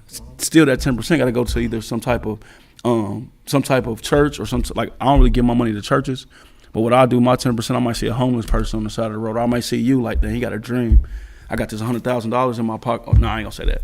I got $100 in my pocket, and you know what I'm saying. God told me to give somebody. You told me about your dream. Here you go, young buck. That was my 10%. Now whatever left of me after that, that's for my dreams, for myself. And that's when God say, many other plans in a man's heart, but you know what I'm saying, his purpose will prevail. Seek me first and all my righteousness, and then I'm going to take care of everything that you need. You ain't supposed to get your first fruit to yourself. Same with you. You like, man, I'm doing very well. It ain't about it's about we. Right. So if you can't take care of you, yours, and theirs, you ain't doing very well. Right. Because it ain't about bro. It ain't about me. It's about we. And that's when I start realizing I'm doing great compared to these cats here. Right. Or based on what my perspective of great is. But what about God's perspective? That's hard. You know what I'm saying? And that's when you start saying like, bro, I got so much I can give you some. And we can get them some. And so all this illusion stuff, God, I don't care what he driving. I don't care if you got red bottoms on. What you got inside you, baby girl? Mm-hmm. Who are you and why are you? Right. You know what I'm saying? Where you going the next 5 years? You see what I'm saying? Can you read? Can you write? And I ain't just talking about reading and writing. You know what I'm saying? Like, can you understand the prescription that I'm giving? It's different. Or read a contract. Can you read a like that part? Can you apply the information that you just read? Because we all can read at some level. Yeah. And that's what we got to start doing, is holding ourselves accountable from God's perspective, because you driving a little Benz that's leased ain't winning. You don't own it. You leasing a crib just because it's beautiful on the outside, you don't own it. Right. Like, it ain't yours. Right. And God don't teach leasing. He teach ownership, because it's all his at the end of the day. Yeah. We all on borrowed time, homeboy. Yep. At the end of the day, we on God's lease. Yep, like that. You know what I'm saying? So like that example you said earlier, you know what I'm saying? Like Monopoly, like after the game over, it all gotta go back in the box. We all go in the box, but we gotta pay a fee at the end. Mm-hmm. See, God is giving you a lease, and you gotta return back to that to the owner. That's why you call him your Lord and Savior. Anything that's Lord over you, it owns you.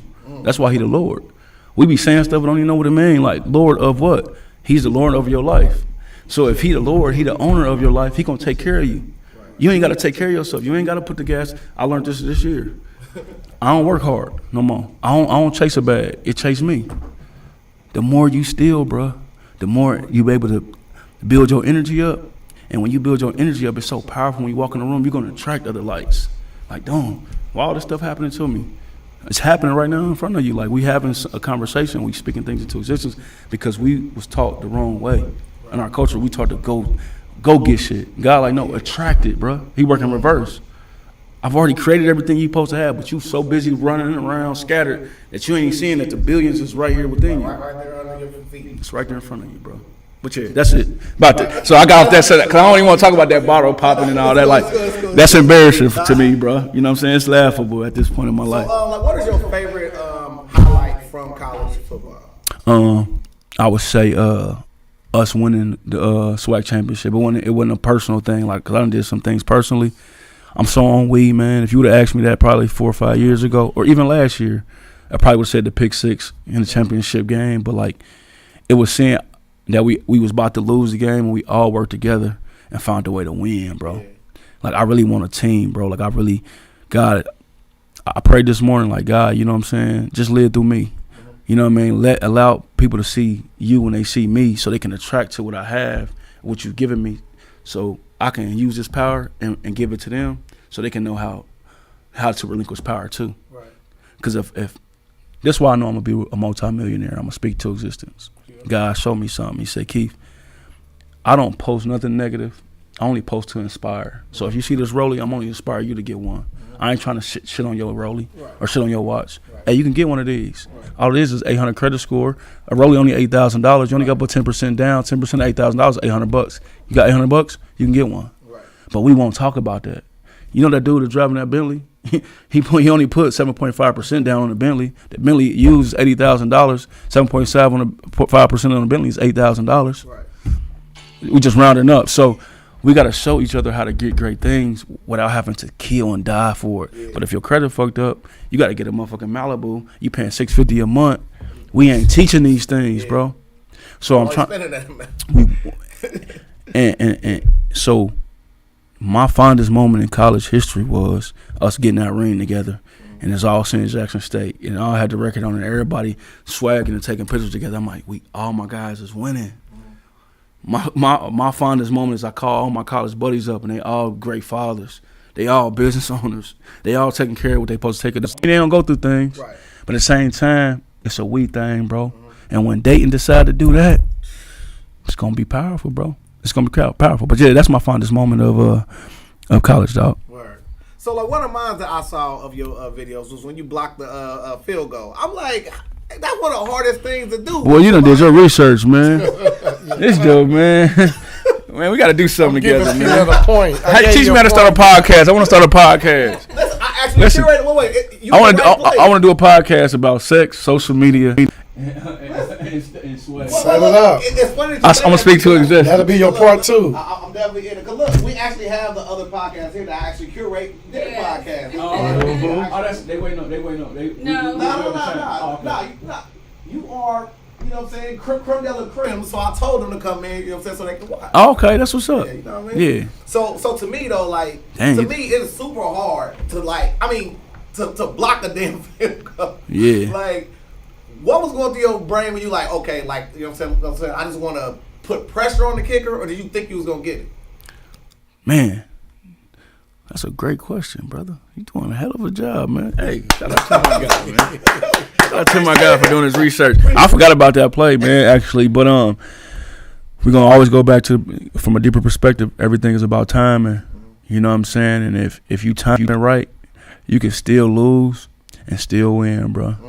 You know what I'm saying? Like, I wasn't the fastest guy, I wasn't the tallest guy, but I timed the snap right. And when they teach you in that position of being the field goal blocker, is you look at the snap of the ball, and before the ball is snapped, you look at the hiker's hands. When his hands get to moving, he about to snap it. So once I start seeing his hands move, it's like a blink of a second. I ain't got to wait till the ball to move. I took off. They didn't call a penalty. So it's only a matter of seconds. If you move too early, you know what I'm saying, it's a penalty. If you move too late, you don't block the kick. If you move right on time, you know what I'm saying, you win. And that's what life is. That's how you have success, bro. Sure, especially in the stock market. But anyway, so we're gonna move forward. Timing is everything. So timing, so the North Code collection, you know, it's like connection. So like when you guys, you know what I'm saying, link up, because you know what I'm saying, like you said before, you know what I'm saying, like he the one who put you on. Yeah. Well, no, God put me on, man. My hard work put me on. You know what I'm saying? Like, I put myself on. You dig? But I'm only on you. But what Norris did was put me in a global. No, I'm not gonna give it credit just to Norris. Dayton Snoop Dogg, Taraji P. Henson, KD. Dayton is a city to where when other people support you bigger than Dayton, then Dayton supports you. I always say that. That's So- every episode I say, You they know, ain't gonna love you, so everybody else love you. so when I went viral, and I ain't saying North Cole, you know what I'm saying, but when we went viral with the praying hands and all of us, you know what I'm saying, like everybody started 2 reposting. million views. It was crazy. Like it was 200 million. 200 million. Let's get it right. You know what I'm saying? Let's get it right. 200 million. Yeah, on the shade room. Yeah, shade room. You know what I'm saying? But again, that was a we thing, not a me thing, right? But from there, I was smart enough to say, "Oh shit," because we wasn't a clothing brand. People don't know this.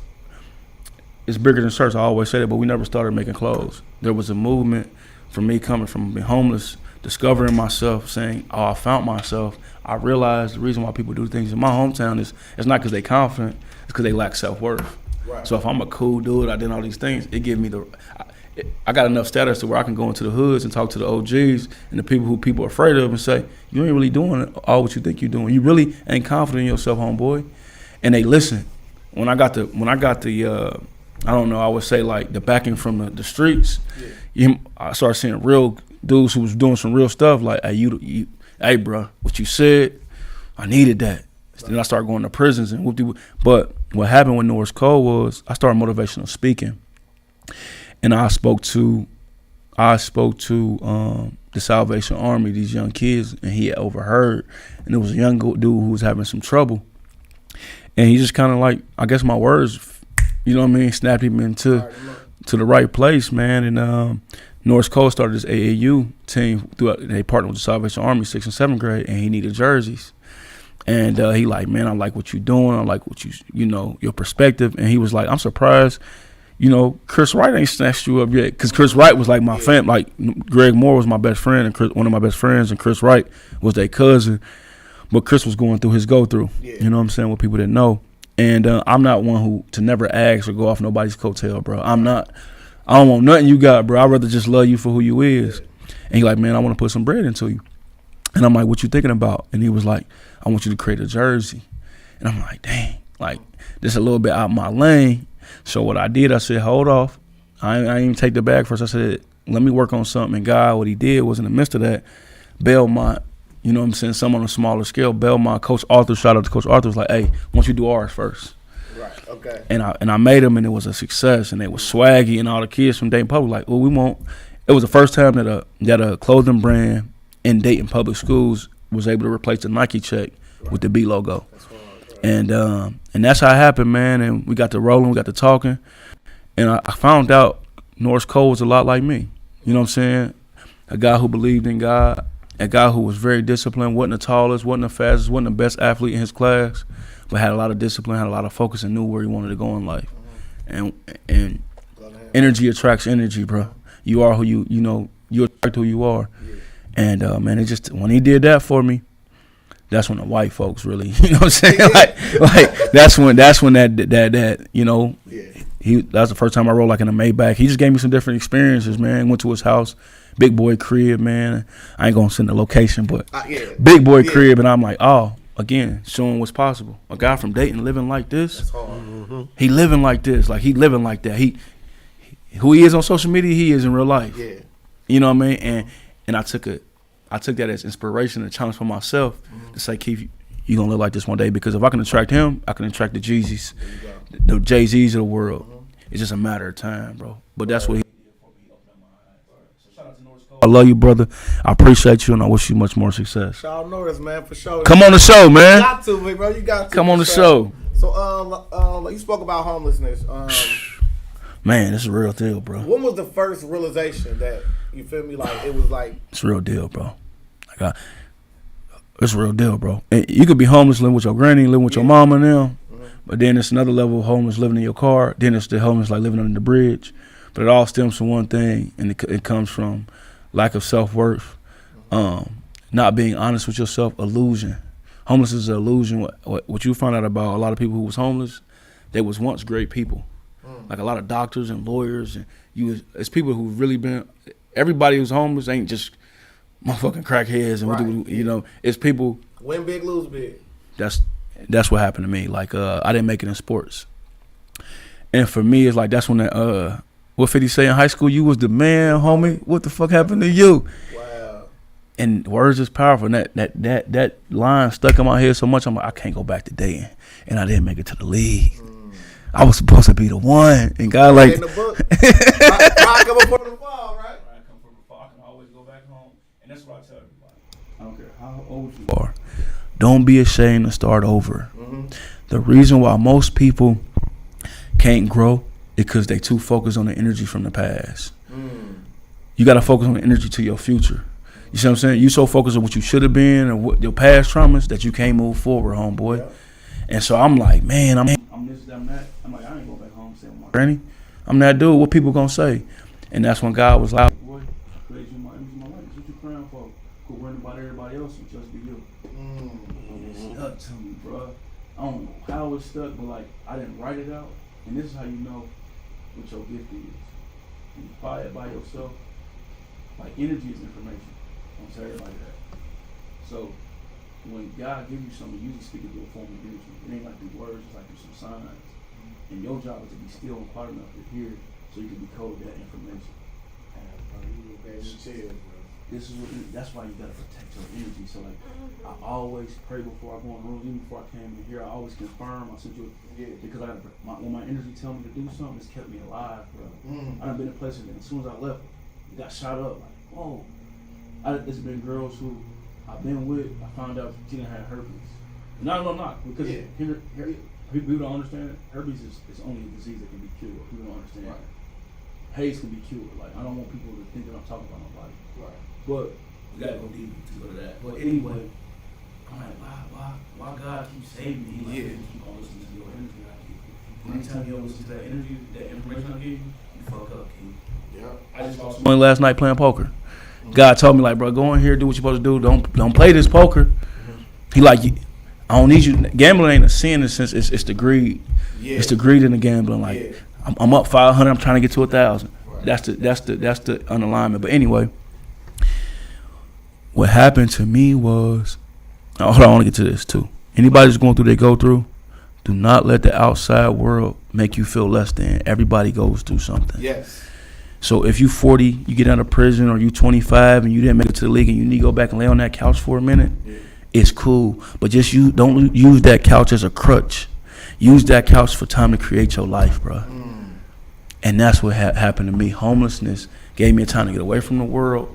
I ain't tell my granny, I ain't tell my brothers, I ain't tell nobody, I asked for no help. It made a man out of me. I was able to go within, and this was able to come about, bro. And so the homeless, for me, I use homeless as, I always say homeless to heaven. Homeless was the best thing that happened to me. Because for the first time in a long time, it let me know who I was and why I was, my self-worth, that I don't need a Bentley. I'm just as good in the Buick than I am in the Bentley, homeboy. You feel me? I don't need a bill. With $1, I'm the same to do with $1 million. Right. I'm cut like that, bro.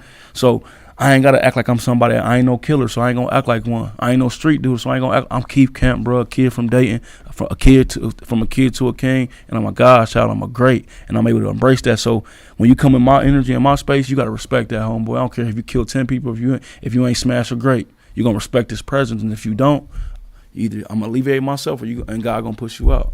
That's how you win in life. So we like to ask, you know what I'm saying, so our guests, just looking back. Yeah. Is there any other thing, like besides sports, that you could draw from that you would have been great at no matter what if you would have fully focused on it, other than this? I'm doing it now. Nah. Motivational speaker for sure. Nah. I just think that we get so caught up in the titles in our craft, like, man, I just read this book called The Alchemist, bro, and it says, it's so deep. It said, your only obligation in life as a human is to fulfill your destiny. That's your only obligation. It ain't to be the best father. Not to say don't be a best. It ain't to be a millionaire. It ain't to be. It's to discover who you is while you're here on this borrowed time and have heaven on earth. Get to your destiny. If you didn't fulfill your destiny, you just a walking dead man, bro. A lot of people just exist and they not living because they so worried about trying to get the bag. The man who pursue the bag keeps eluding him because the bag is again within you. I always, man, I'm gonna show you something, and we gonna be done. I mean, we ain't gonna be done this on y'all time. I do this to people. I don't know where the camera at, right? It's right on you. I'm gonna do this real quick. Right on you. Check this out. I public speak, right? And this is what God showed me. I take this dollar bill. And every speaking engagement I do, the crowd go crazy. It's only $1. But we got to understand that this dollar has no value. A dollar stands for, or currency stands for, the exchange of value. Whatever. That's why the Bitcoin, this has a value, because nothing is real but us. If I take this dollar bill, bro, I rip it up, right? I just rip it up. People gonna be like, you wasting money in the economy. What I'm trying to show people is, take this dollar bill, but if I rip you up, I burn you up, it'll never be another one of you. But as long as I'm breathing, I can make some more of these, bro. Keep making them. So the money is in the mindset. The money, the currency is within you. If you say you can't, you can't.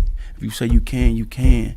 If you say you're a millionaire, you're a billionaire. What happens is, I keep telling you this, your words is life. Wherever you place your attention and you place your energy, and that energy determines how you feel and how you think, which determines your state of being. I think like a millionaire. I think like a billionaire. Why? Because I'm attracting them and starting to show the result. I smell like a millionaire. I got Creed cologne on. I got a Rolly watch on. I'm moving like that. And it's not to stun on nobody. It's because that's how I see myself. Like the baby girl said on TDJ, I hug myself already and love myself already. So your like is extra. I don't need your like. That's hard. That's a bar. You know what I'm saying? I don't need your love. I accept it. It's added. But I love myself because God showed me that I'm the currency. So why am I depositing in my bank? Why you ain't making time for yourself? You gonna miss your blessings because you supposed to be still. Like, this is the only thing I did today and worked out. Because we moving so fast, we ain't executing. But did you? And this is what I tell people: was you busy or was you efficient? I was efficient. Well, you supposed to do them 100. You was supposed to do them 100 things. But sometimes people do a million things and ain't did shit. I did one thing, nigga, and I did more than you did, and I ain't trying to compete. I'm just trying to, not you, me and you. I'm sorry for saying the word nigga, but Negro or king, because I'm trying to teach the kids that we ain't niggas, we kings and queens. Absolutely. But I want us to start understanding that there's this algorithm in success.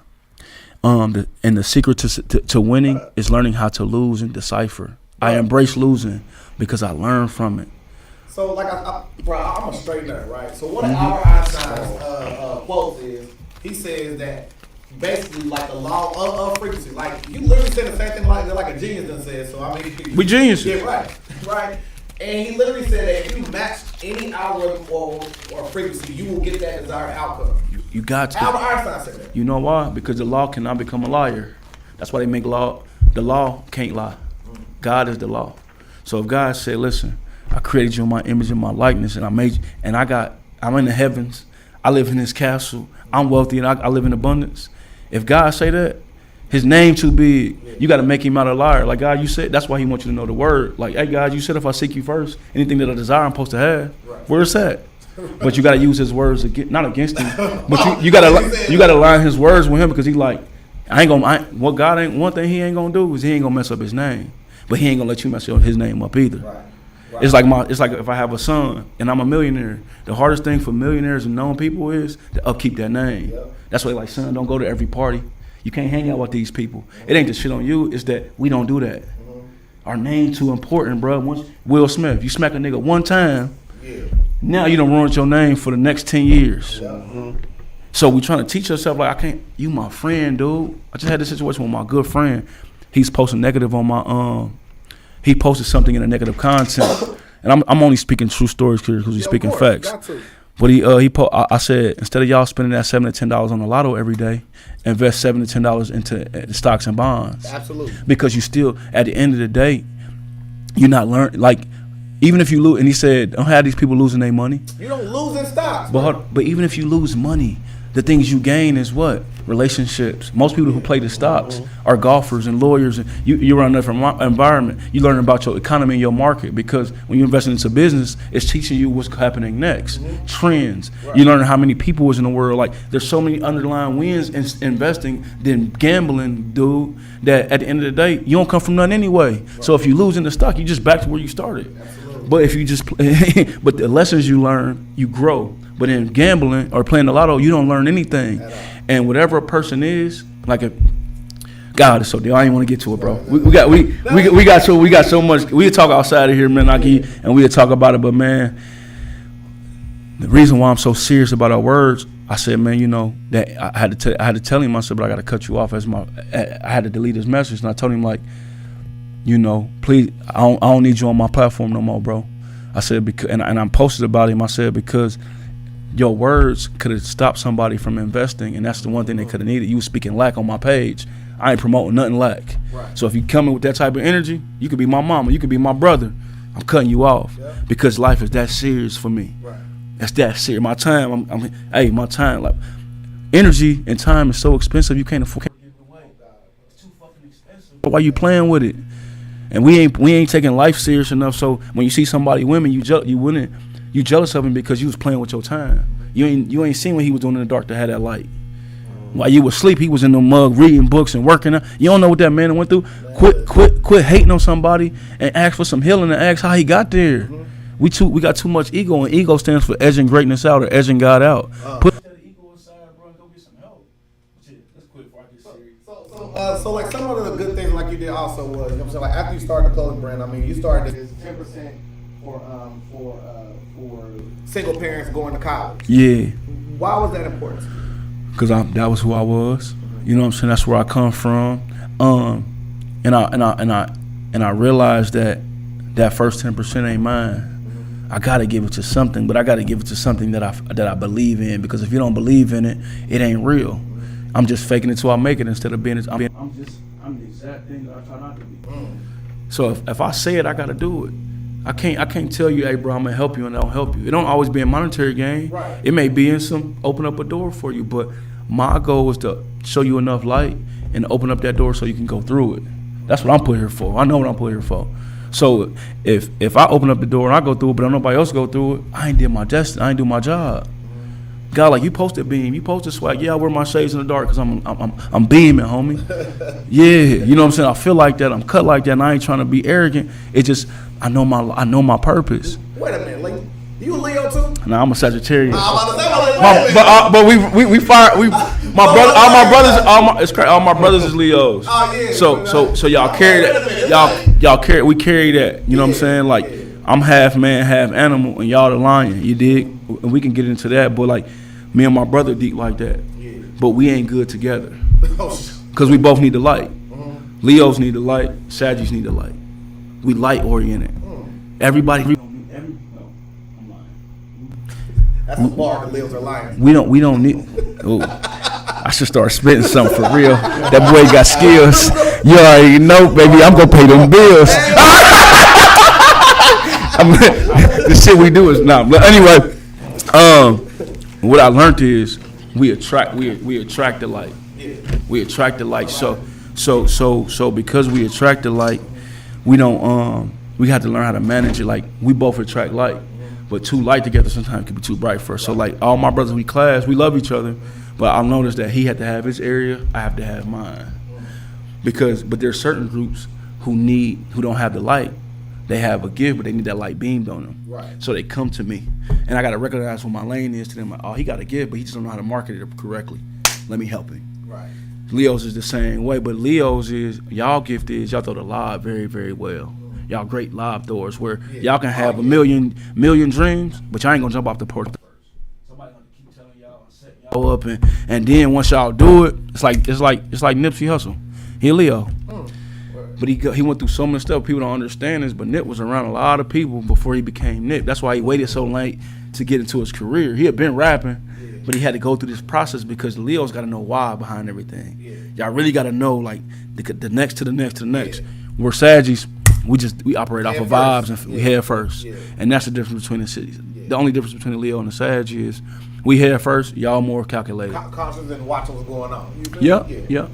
But we still stalk our prey. You know what I mean? Yeah. Oh yeah. Right, so one of the things I thought was dope was when you was dropping the Throwback Thursdays. You know what I'm saying? You always were kind of like theme on the same way. Like you would say, they won't tell you how many kids we put in school, which which is dope off of the 10%, and also how many times we go pass out food to the homeless. And, you know what I'm saying? You literally there doing that. Now normally I'm the type of person like I always look out, but I'm never the person posting it. But for you to be doing it, it makes sense because you are the person that's saying, hey, I'm walking in this and I want y'all to see my steps that I'm actually doing, which also, you know what I'm saying, it's like accountability, really, you know what I'm saying?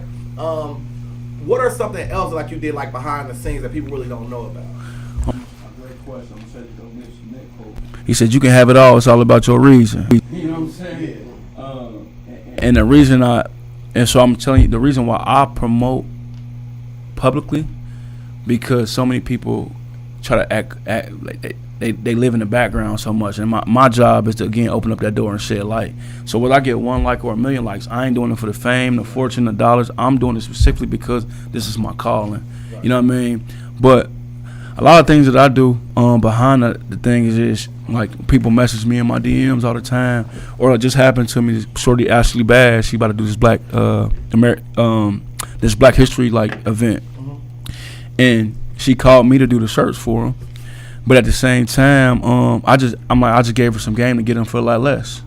Like instead of me charging you all this extra bread, let me show you how to do it so you can make a profit and have a great event. Right. I would be abusing you, sister, because I know I can get over on you. Right. But my blessings don't come from that. Right. My blessings is giving you game. I've given so many people so much game, whether they give me the credit or not. I don't want nothing back.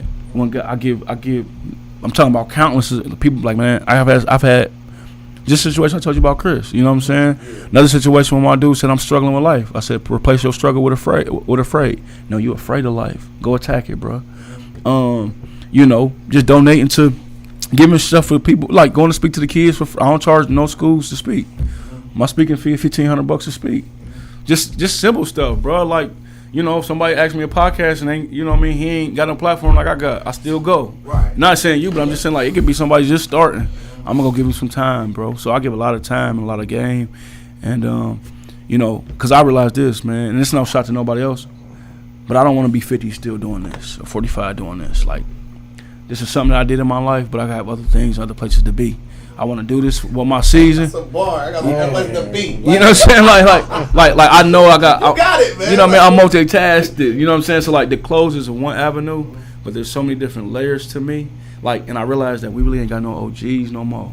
Yeah. Like the OGs used to help you with your energy. Yeah. Like, ooh, that's a bar. Yeah. I gotta start spitting and writing that shit down. Like the OGs is still in the way. Like. I always say, feel me? You know what I'm saying? I worry about the OG, not the IG. Yeah. Ooh, gang. So what I'm trying to show people, like even my OGs today, like, yo, y'all supposed to be getting a royalty off y'all game. Gilly the Kid is showing y'all what, like there's certain things that y'all ain't taking advantage of. The guys trying to show y'all that guys just like my age and even younger want to know. Yeah. Y'all could stop us from bumping our heads, but because you still chasing that bag and don't understand that you is the bag, that you can get paid off your information. Sit back and be an OG, be a god. Yeah. But you know, that's just it, man. Like, we don't understand our purpose and our paths, bro, and we got a lot of talent, a lot of gifts, but but the energy, man, like the energy, like I just want to be. I want to be a real OG, man. I want to be able to give people so much game to where they find their gift, because I understand when we all in our proper place, it's gonna be more. Like my man said, it's more than enough. The reason why it's not more than enough now, because we all fighting for the same piece of pie. Bro, like when you broke down like the amount of people that was here in Black, I said, man, that ain't enough to even make what I need to make anyway. Ooh, that's how I know. This smart, bro. This how I know people faking it till they make it. This how I know. Listen, let's do the math real quick. Well, I just did it. Listen, I wrote it down. Ooh. This is for y'all. There's 140,311 people in Dayton, Ohio. There's 52,630 people, black people in Dayton, Ohio. They say only 10% in business support you. 10% of black people. I'm a black-owned business, so let's just do the black market. Yeah. I'm blessed enough to have a lot of cultures, but let's do the black. That means only 5,200 people is gonna support me. Do 50. Say my profit margins, which is more than this, but say my profit margins is just say $20 a profit margin. I can only make, if 10% support me, $104,000. Now you ain't talking about the expenses. Yeah, so I know in Dayton, Ohio, if you're just selling shirts, you're not getting it. Right. So quit playing and come down and have a talk with me, and I can give you some game, even being the young bull. Right. But you want to keep playing, and I can't. And this is what I had to start telling people: if you ain't never made $1 million, you can't teach me how to make $1 million. Right. Mm-hmm. And I had to learn that. This is why people can't OG me no more, because I know more than you. You can't give me no game. You ain't been the places I've been. Right. So I gotta go to God. Right. Because to everybody else, I'm arrogant. I ain't arrogant. I'm trying to show y'all, hey, know. it's freedom over here. Right. You can't. The reason you came back here because it was comfortable. You ain't willing to go out and see. I go get the bag everywhere else and bring it back home. Right. That's why I can go open up the wine and not worry. I can give a couple hoodies. You still selling your hoodies for a certain amount of price because you living off of it. Right. I'm living off of currency, bro. That's hard. And so I'm trying to teach our kids and our people like, hey, if you got a business, don't just be a black business. Be a business. Go get that 140,000 Yeah. because you got to think too. Now you got 88,000 other races.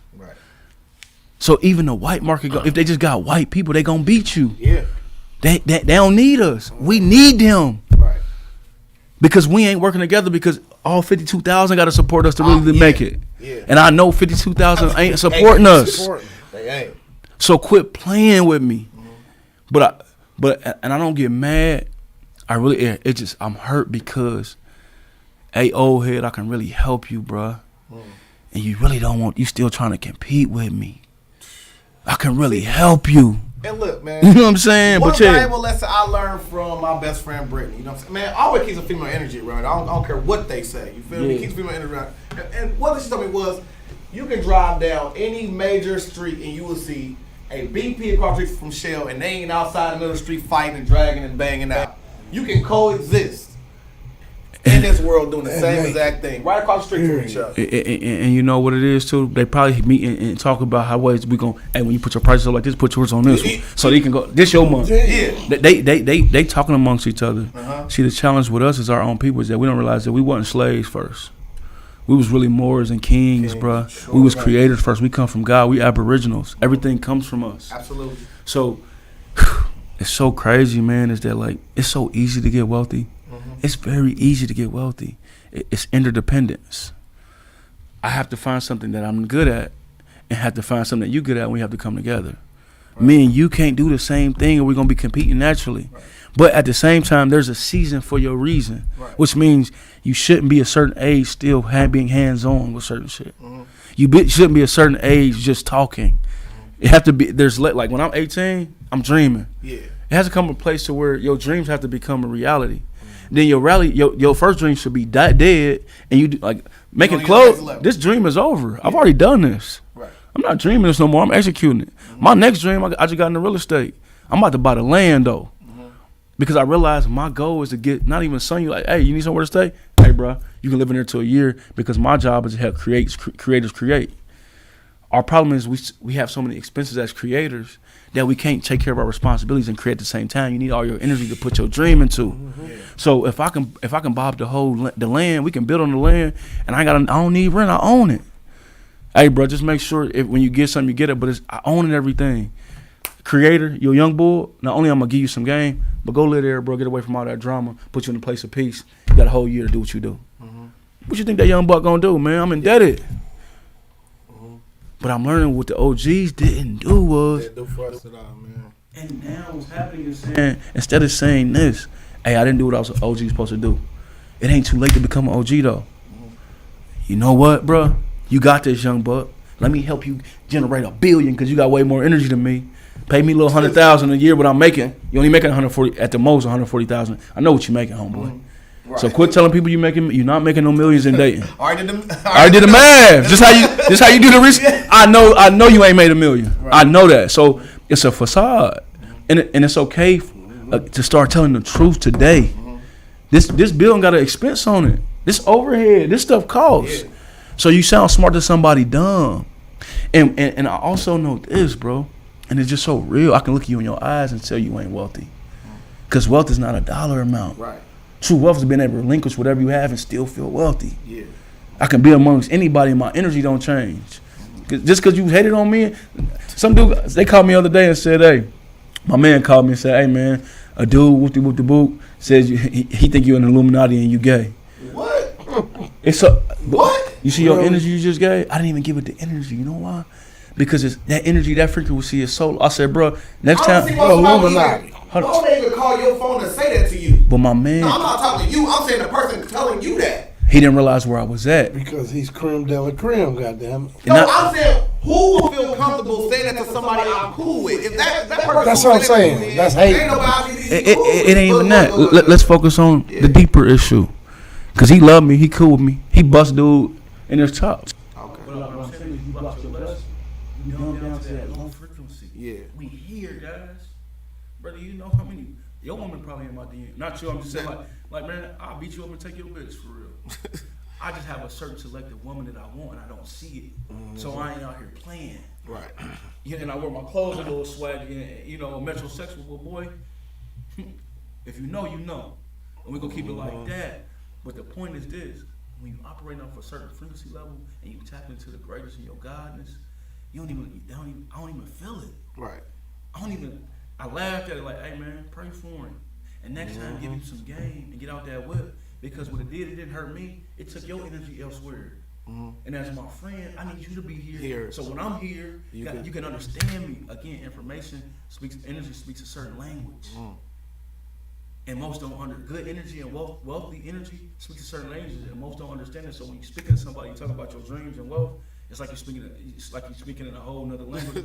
It's like they don't even understand it and can't hear you, so they resent you for it. It's like if you know 9 languages and a woman kind of attractive, a dude gonna hate you because you speaking Spanish to the girl, the dude he wanted. You didn't work on that language to get her. Right. I worked on this language of finances and management and stocks and building the business and LLC and the DUNS number and EIN and talking to white folks back. The reason why we don't go to country clubs because you uncomfortable, you're afraid. Right. And on the other side of fear is your fortune.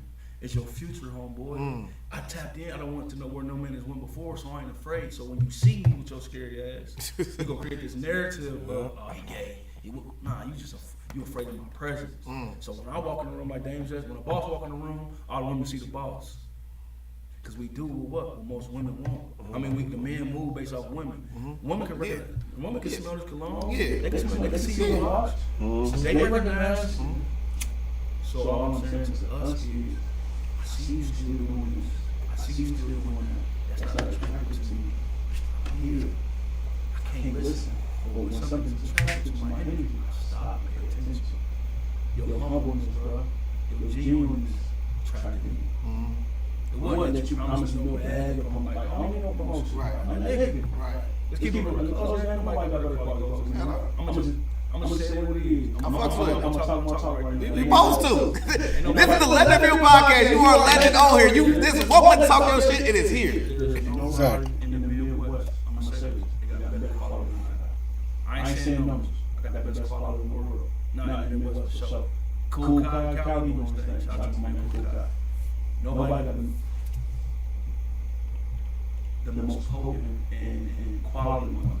We here, so you know what I'm saying. And nobody got. I'm about to try for yourself. Got to. And I'm just saying this because try, bro. I'm telling you. But I'm saying this to say I ain't competing with nobody. I'm just telling you what I promote. I'm promoting quality, bro. I got a question on that. What gave you the idea of not being a drinker, come up with a wine, a wine line? So I invest in everything that I'm passionate about. And I come from a family of drinkers, and I was a drinker. It's only been 67 days since I quit drinking because I'm tapping into. Salute, man. Yeah, appreciate you, man. Appreciate. It's probably the hardest thing I've ever done in my life. But I come from. What helped me start the wine was taking my ego and pushing. I'm telling you, bro. With no ice. Not even that extra sweet that give you that headache after. You feel me? Like I'm telling you, and I encourage anybody to put me to the test. If you don't like it, it's free. It tastes healthy. it's clean. I'm telling you, it's clean. If you don't like the wine, I promise you, I'll give you a bottle for free. That's how much I believe in the product. But what made me the starter, man, is so we got to break the wine down. The wine is a grape. Everything that we usually see comes from a raw material. This comes from a sheep, guys. So when we start understanding these different things, like the wine comes from a grape, this cloth comes from an animal. You got to understand. So a grape is only as potent as its environment. Right. If the wine is made, if it's infused with anything or is made in something synthetic like a building, it's not real wine. It's man-made. Wine comes from the earth. So a man may take a grape, put it in the freezer. It's kind of like you getting some grapes from the grocery store that's froze. It ain't gonna be as potent as organic. Correct. My wine is organic, which means I go to the Winston Vineyard out in Cali. Cali can't be really made nowhere other than, it's only certain few places wine can be made. So when I've tasted every competitor's wine out here, it ain't that good.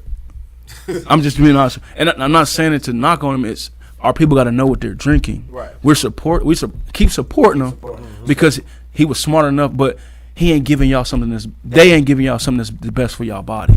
They ain't giving you the quality. And if I see my people as a king and a queen, I'm not gonna put peasantry in my product. I'm only gonna put quality in my product because I'm quality. You see what I'm saying? You only can sell who you are. So I watch how a person move, what they say, if they work out, if they drink, if they reading. Because I can't be proud of you if I ain't proud of myself. You see what I'm saying? You gotta watch out. You gotta watch out from them envious I'm proud of yous. I told a girl this the other day, don't tell me you proud of me. Not in an arrogant way, because you can't give me what you don't have. That proud of me wasn't genuine. You kind of resent me because I'm doing what you want to do, but you don't have enough balls to do what it is I'm doing. Just ask me for help. Man, you just named somebody I know personally. I'm just telling you. So I know people say I'm proud of you because they have nothing else to say. No, go get proud of yourself. Go get proud of yourself. Shake your hand. And then when you say you proud of me, you ain't got to tell me you proud of me. You going to recognize me in the handshake, going to be proud of you.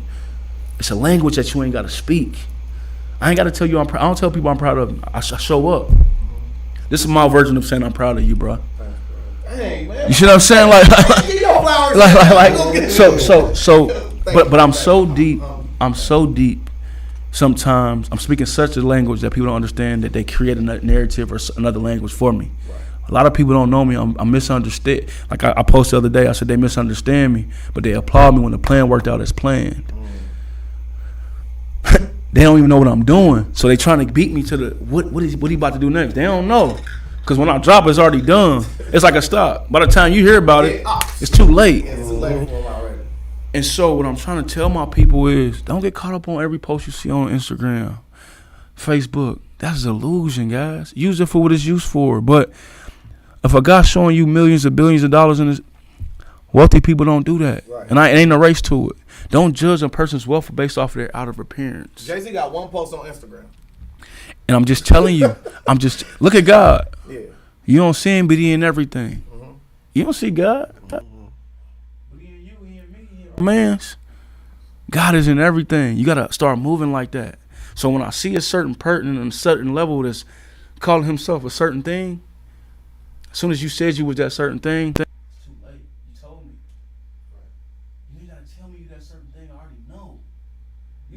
research. People don't even know I play ball. They don't know me as this. Hey, really? I'm saying there's a certain demographic. Yeah. I'll never say I'm an app. I don't do that. If you want to find out, you'll find out, bro. Mm-hmm. I don't tell people how many houses or whatever I got. You don't know if I'm homeless or I'm rich. I'm rich already, and I'm not saying a dollar amount, but I'm just rich in life. Yeah. But I'm a nomad for real, bro. Everywhere I go is my home, homie. Mm-hmm. So I ain't competing on how many products or like how many houses you got. I ain't trying to beat you in real estate. I'm not a title. That's what people don't understand about me. Like, I do real estate, but I'm not a realtor. Mm-hmm. I'm a personal developer. Right. I'm a creator. So if I tap into this game, the reason why most people don't want to show me is because if I tap into it, I'm gonna create. I'm gonna build it. Right. You might give me one. I'm gonna leave you with 20, homie. I'm gonna drink wine. I'm gonna start my own wine label. I like being clothes. I'm gonna start my own clothes because I don't want to have a lease on the house. I want to own the land. So now that I'm ready for that, it's timing. I'm 37. I ain't leasing no house. I'm gonna learn the game. The reason I don't pay for clothes, I make them. The reason I ain't gonna pay no rent, I made the house. Right. So and that's God's perspective. Mm-hmm. God creates. Abundance. He creates abundance. Don't be afraid to live in. Bruh, that's what they talking about. I don't care. Right. Because what happens is you competing so much with everybody's outer perspective. Is you took on a bill and a responsibility that played you out your position to get to your purpose and your dream.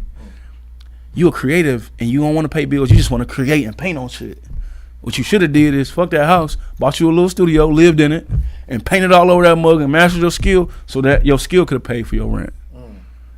But you so worried about the status quo and what society say, man. Hey, bro, if she don't love you where you at, she ain't gonna love you. She don't need to go where you going, homie. So, man, what is next for you? I mean, I know you can't give out too many of your next I give it to goals. I can't do it how I do it. I give out everything. That's what I learned about God. What are you hoarding? We ain't got nothing to hoard. Why I'm gonna keep the information from you when we like? What are you trying to keep? $100,000? Like everybody know how to get Chanel patches. Why am I gonna try to act like I'm the only one doing Chanel patches? Right. Just get a game away. Because what happens is, what if you get better at doing Chanel patches than me? Then I gotta go outsource the Chanel patches. I can just pay you to do my Chanel patches. Now the dollar is circulating. We got to start giving people more room to define their skill set. But all he do is work out people. Everybody go to him to get scoped up. He know how to do it. He know how to get you abs. All he ought to do is create the meal plan. Let's all go to him. And then he gonna create 10 other ones. Let's go to his that age group. All he do is, you know what I mean? We don't do that. Like everybody doing this. I made the shirts with the glitter hot, then everybody else started doing the glitter. Nah. Find something else to hide so I can learn from you. But once we find out something works, we start doing it. But what happens is God didn't give you that for you to do. He gave that for me.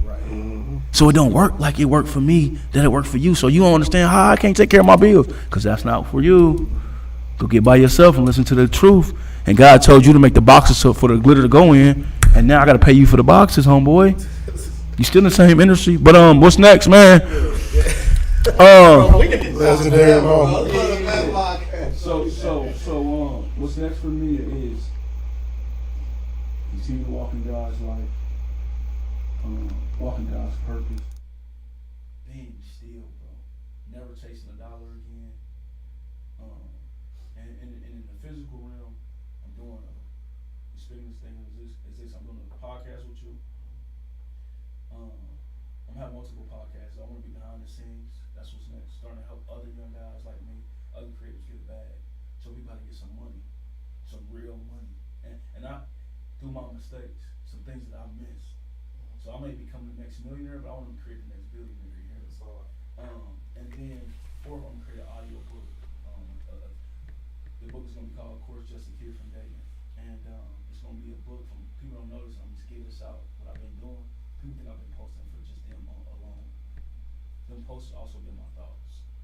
And it's to create records and data to see how I've grown over the last 7 years. So I can always go back on social. Nothing is erased off of that platform. I'm going to take all the most powerful posts that I've made and pictures, and then I'm going to tell the people the narrative behind them. So you're going to see the post on that date, and then I'm going to tell you really where I was at in life. So, you know, like, don't fake it till you make it, be it till you see it. That comes from somewhere. You see what I'm saying? Like, I was really faking it until I make it in my life. You know what I mean? So I'm going to break down when it happened, what people do, be legendary. Like, every shirt I made is a real life story. I don't just make shirts. From a kid to a king, I'm growing. So I'm just going to be 37 pages of written words, because I'm 37 years of age. There's going to be another 37 pages of pictures. And there's going to be a memoir. I'm going to sell a book for an outrageous price. Right. Like something like $100 a book. Right. Just because I don't want, those who want it, going to get it. Sweet. You know what I'm saying? I'm doing stuff extremely to the extreme, bro. I'm going to prove God right. Like, $400 for a hoodie? Yes. I got $1,000 t-shirts coming. Yeah. Only certain, those, it's only going to be for certain type of minds. Because I want to show people, you can't put a price on somebody's gift. You can't put a price on God. You can't put a price on yourself, bro. Whatever you feel you worth. Now the market will determine that worth. Absolutely. But if one person, I'll give y'all some, we done. The reason why wealthy people get the wealth and then give it away, because they know it can create it again. So if you know you can make more of these, why are you worried about losing them? Penny pinch. Man, bro. Here on the Let Me Be a podcast, let us think called the Butterfly Effect. It was something you said in the course of that interview, or something I found in the course of my research that I found that was truly profound and amazing, man.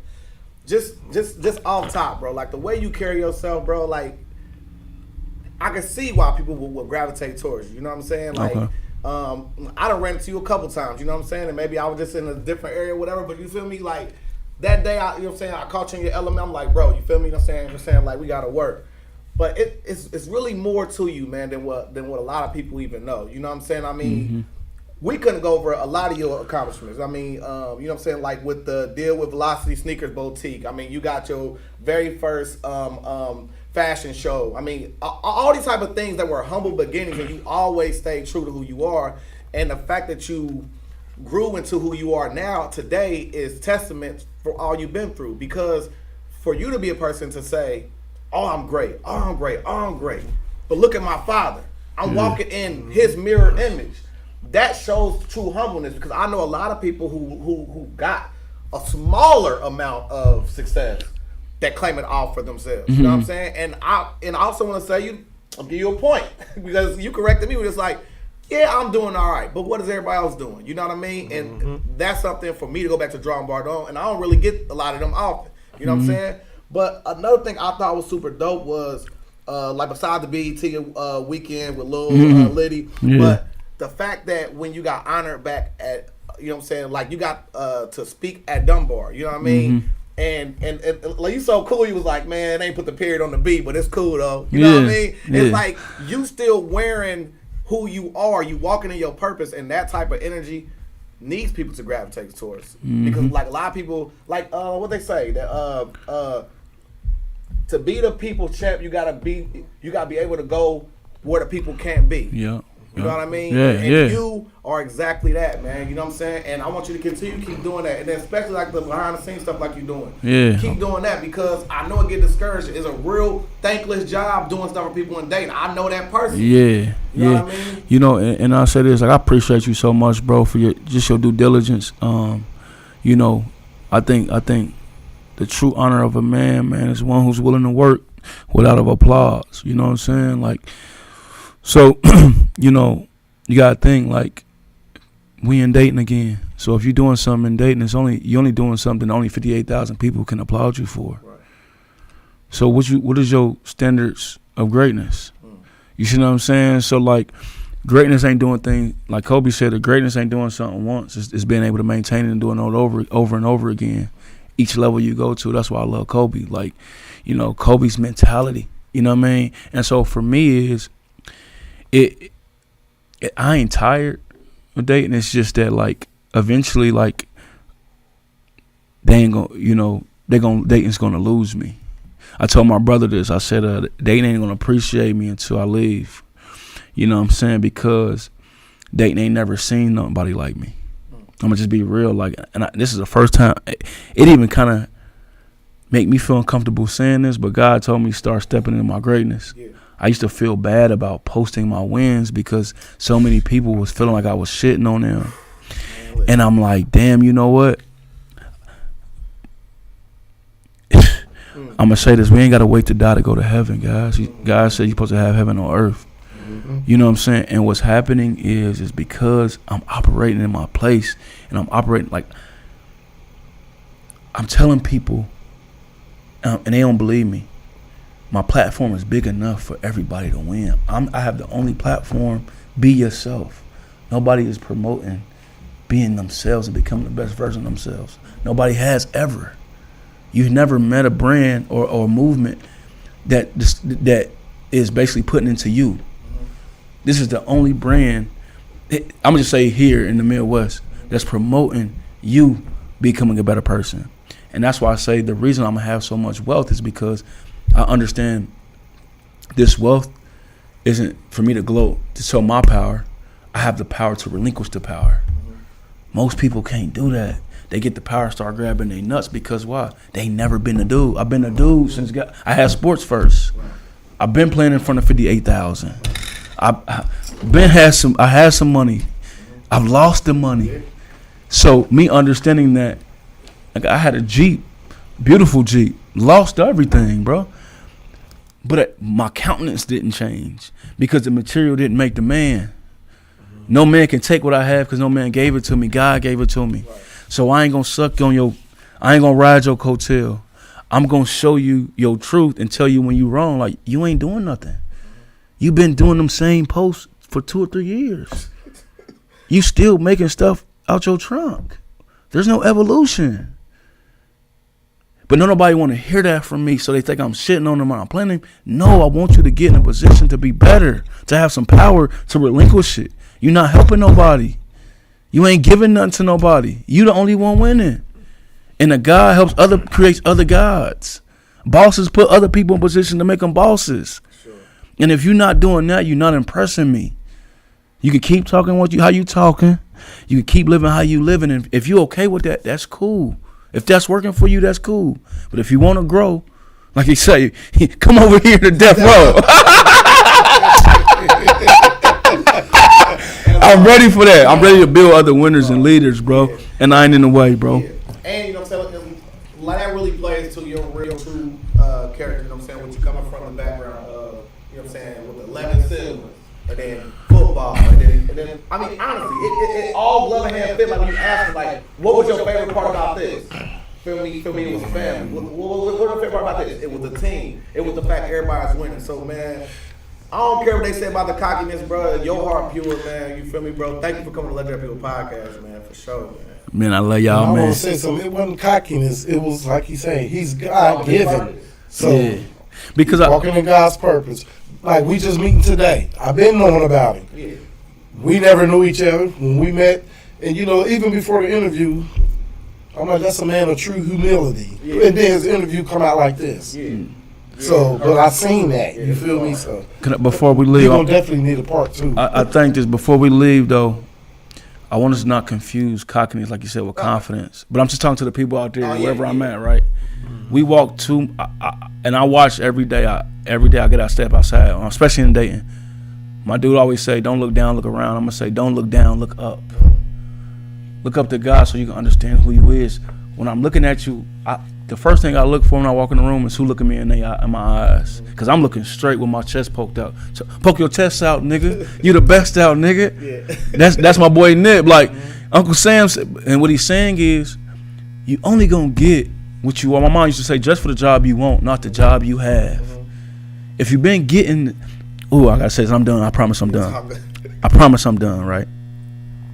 It says expecting a different result, doing the same thing over and over again is insanity. So if we're operating in insanity, then we become insane.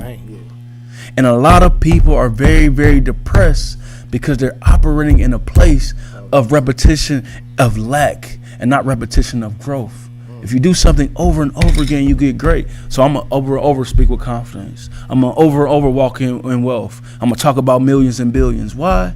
Because I know that's in order to get there, I gotta see there. I gotta see it. We gotta learn how to live in imagination and dreams. Don't live off your memories, because your memories is full of losses, full of fears. Put your energy not in your past, but put your energy in your future, bro, and you're gonna get that. And that's all I want us to understand. So let me inspire you to walk a little different. Go spend your last bag just to see what it feel like on some $400 cologne, and watch who you attract. I'm only attracting other $400 cologne type people. You don't even know what you're smelling, but you know it smells impeccable. Let me educate you. And doors opening up. Now, listen to you. Go study. Get you a notebook and write some notes. Read some books. No, I'm just saying. Yeah, for sure. Like, books is for sure. But I'm going to tell you why it's so powerful for black people. Because we don't just read the book, we become the book. Yeah. They created books because they, like, for example, one of my white friends, he said, my grandmother has a cookbook. I said, my grandma just cooked from the spirit, baby. Right. She is the book. Right. What I'm telling you is there's a certain culture who need a book. But there's the reason why they're so great, because that book gives you this structure to follow. Go read the book so you can learn the structure of your gift and then become it. And your life will become structured naturally to where you're a walking bank. Yep. You're a walking gift. I can walk down the street like, hey, let me get one of them shirts, bro.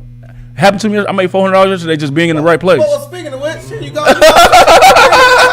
Let me get one of these. Yeah. You know what I'm saying? Let me put him on. You know what I'm saying? And I'm done, guys, but I just want to let you know, I don't even put on other people's apparel because I make my own, but because the energy is right. Capitalist, though. You know what I'm saying? Like you see how I sit on my chest, though? Like, see, this the difference, guys, and I'm going to just tell y'all this. When you work out, it make the product look better. This ain't going to look as good on somebody else who out of shape. So and you gotta get in your shape, not mine. You feel me? This is a tri-blend shirt. It got multiple fabrics in it, so I can get a game. This ain't 100% cotton. That's why I got the stretch. See, people don't understand the game. They just make it. So you buying Gildan shirts, and you don't understand why you can't sell your shirts for $45 because you ain't got a $45 shirt, homie. When I watch nigga.